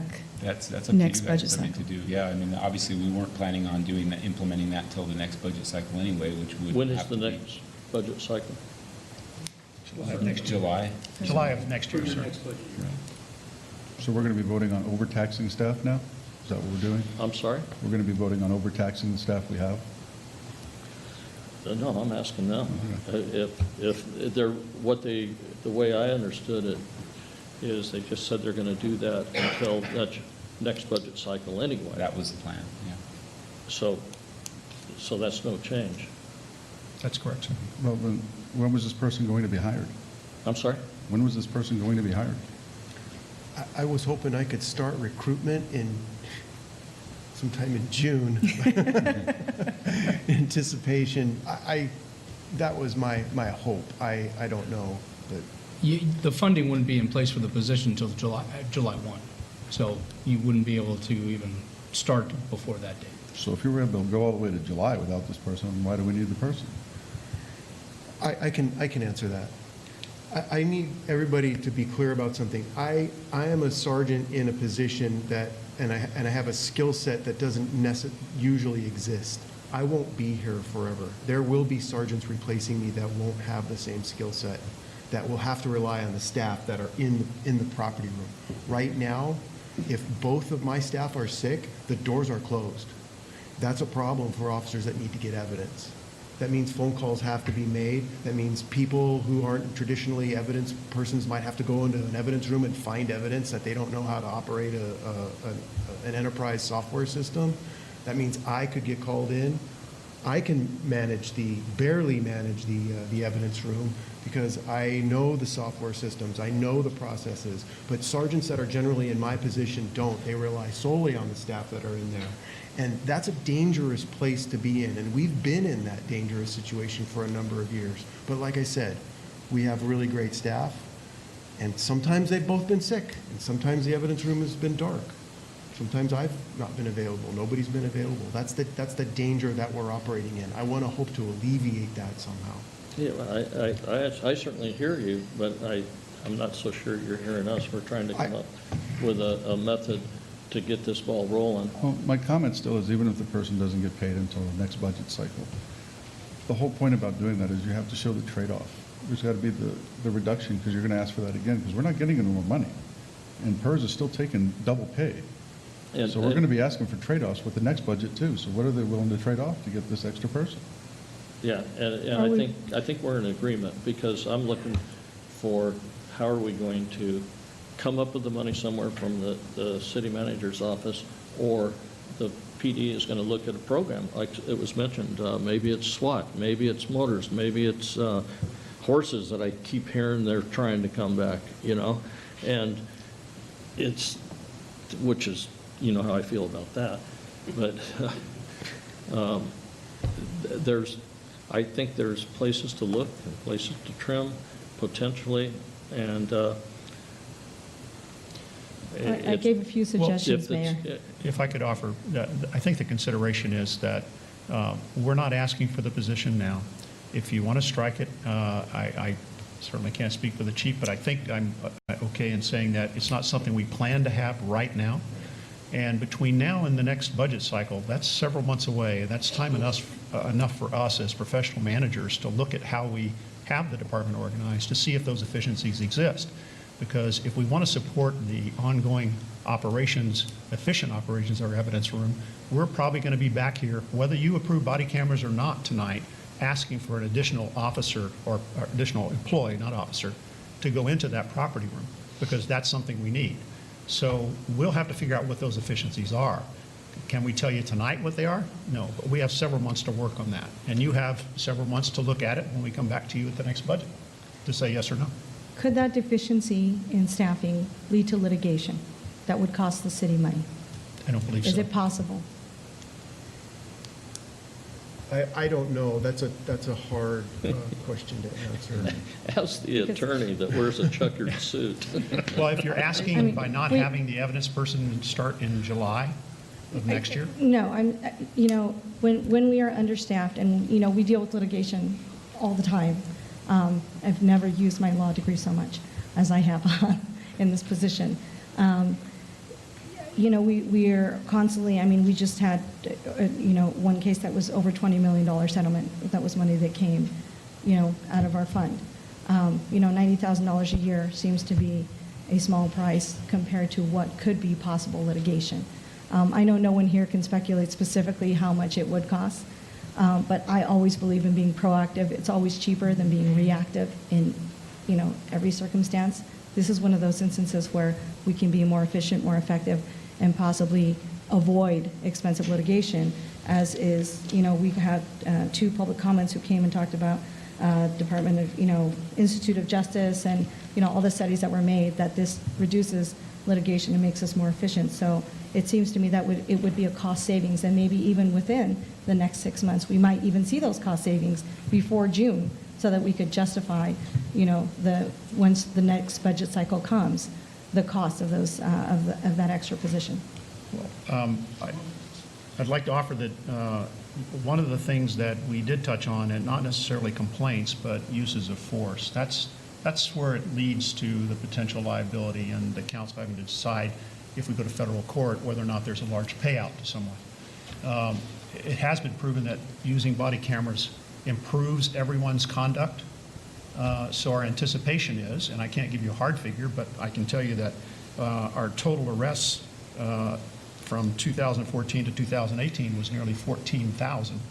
Of that, a number of those, totaling from 16 to 18, were over 107 uses of force.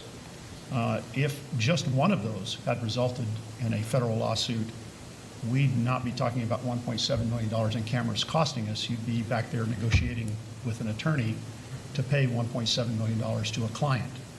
So that's, I think, what we'd like to offer.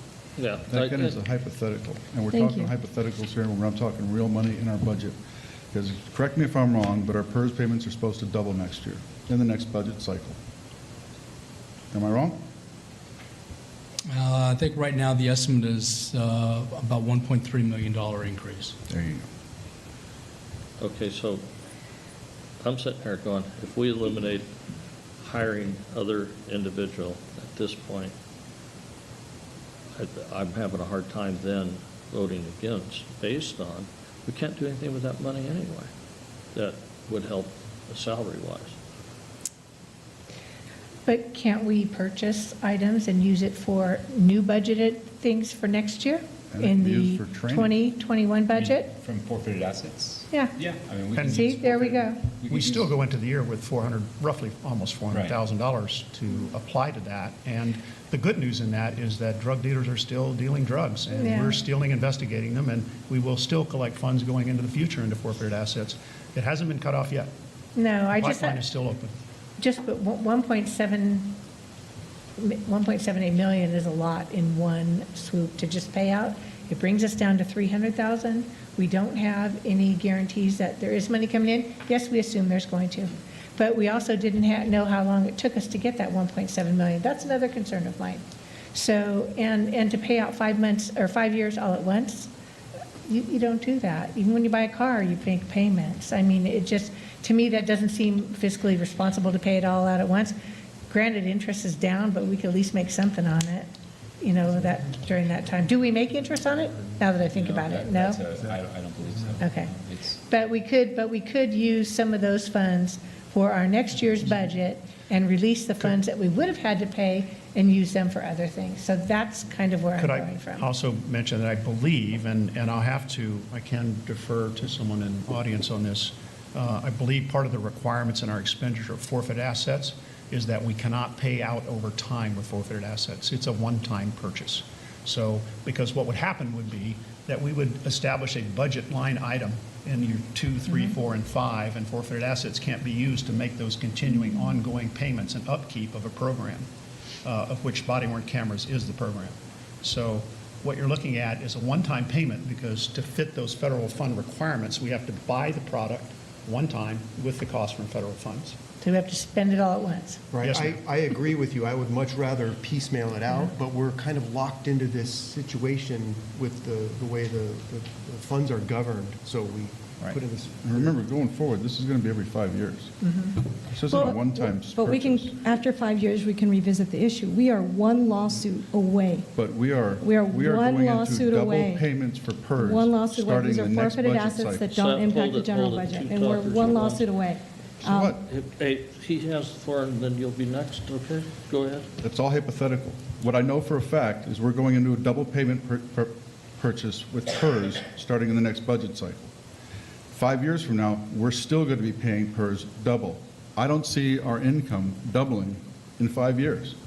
I do not see that happening. This is an expenditure the city does not need to make, and it would be frivolous to do so. This is a $90,000 expenditure, and PERS is a separate issue. This issue impacts us. And Councilmember Judge, respectfully, I know you know that every month and almost every meeting, we are dealing with litigation issues.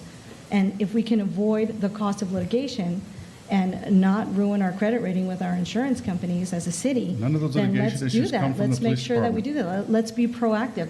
If we really care about the fiscal responsibility of the city, and then we will make sure that we are proactive and prevent litigation by having this, by making this expenditure now, Then as make a opposed to having a motion. $5 million lawsuit down the road, next month or next week. Actually, I'd like to make a motion, if that's all right. Sure. I'm aware that these funds are from forfeit asseture funds, which is totally separate from PERS. But I recognize we do not want to impact our budget in any way because we do have a rocky road ahead of us, period. So I would move that we authorize the purchase of the Axon Officer Safety Plan 7 Plus for 129 body-worn cameras, including associated hardware and supporting software, using the City of Tucson's cooperative agreement, award a contract to Axon Enterprise Incorporated for $1.776660.61 million, page 7. You approve a supplemental budget request of $1 million from forfeited assets. I would strike the next line. I would not increase the department's authorized positions by one property technician. Strike that line from the motion. And authorize the interim city manager to execute the cooperative agreement and all related documents. Second. Any further discussion? Call for the vote.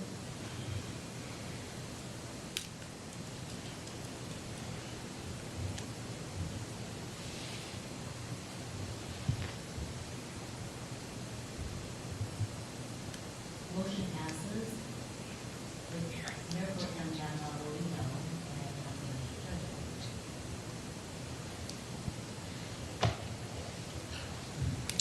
Okay.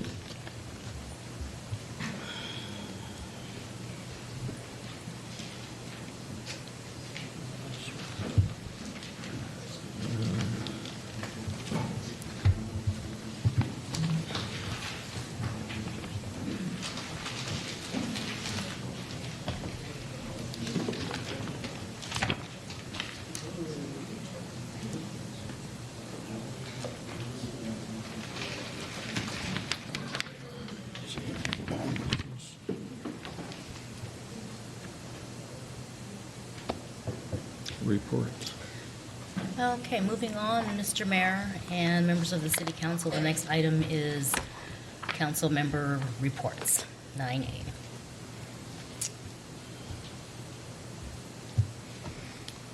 Councilmember Lister. I confess that I was gone both weekends with family things, so I was not quite as engaged in city activities, but I did get a son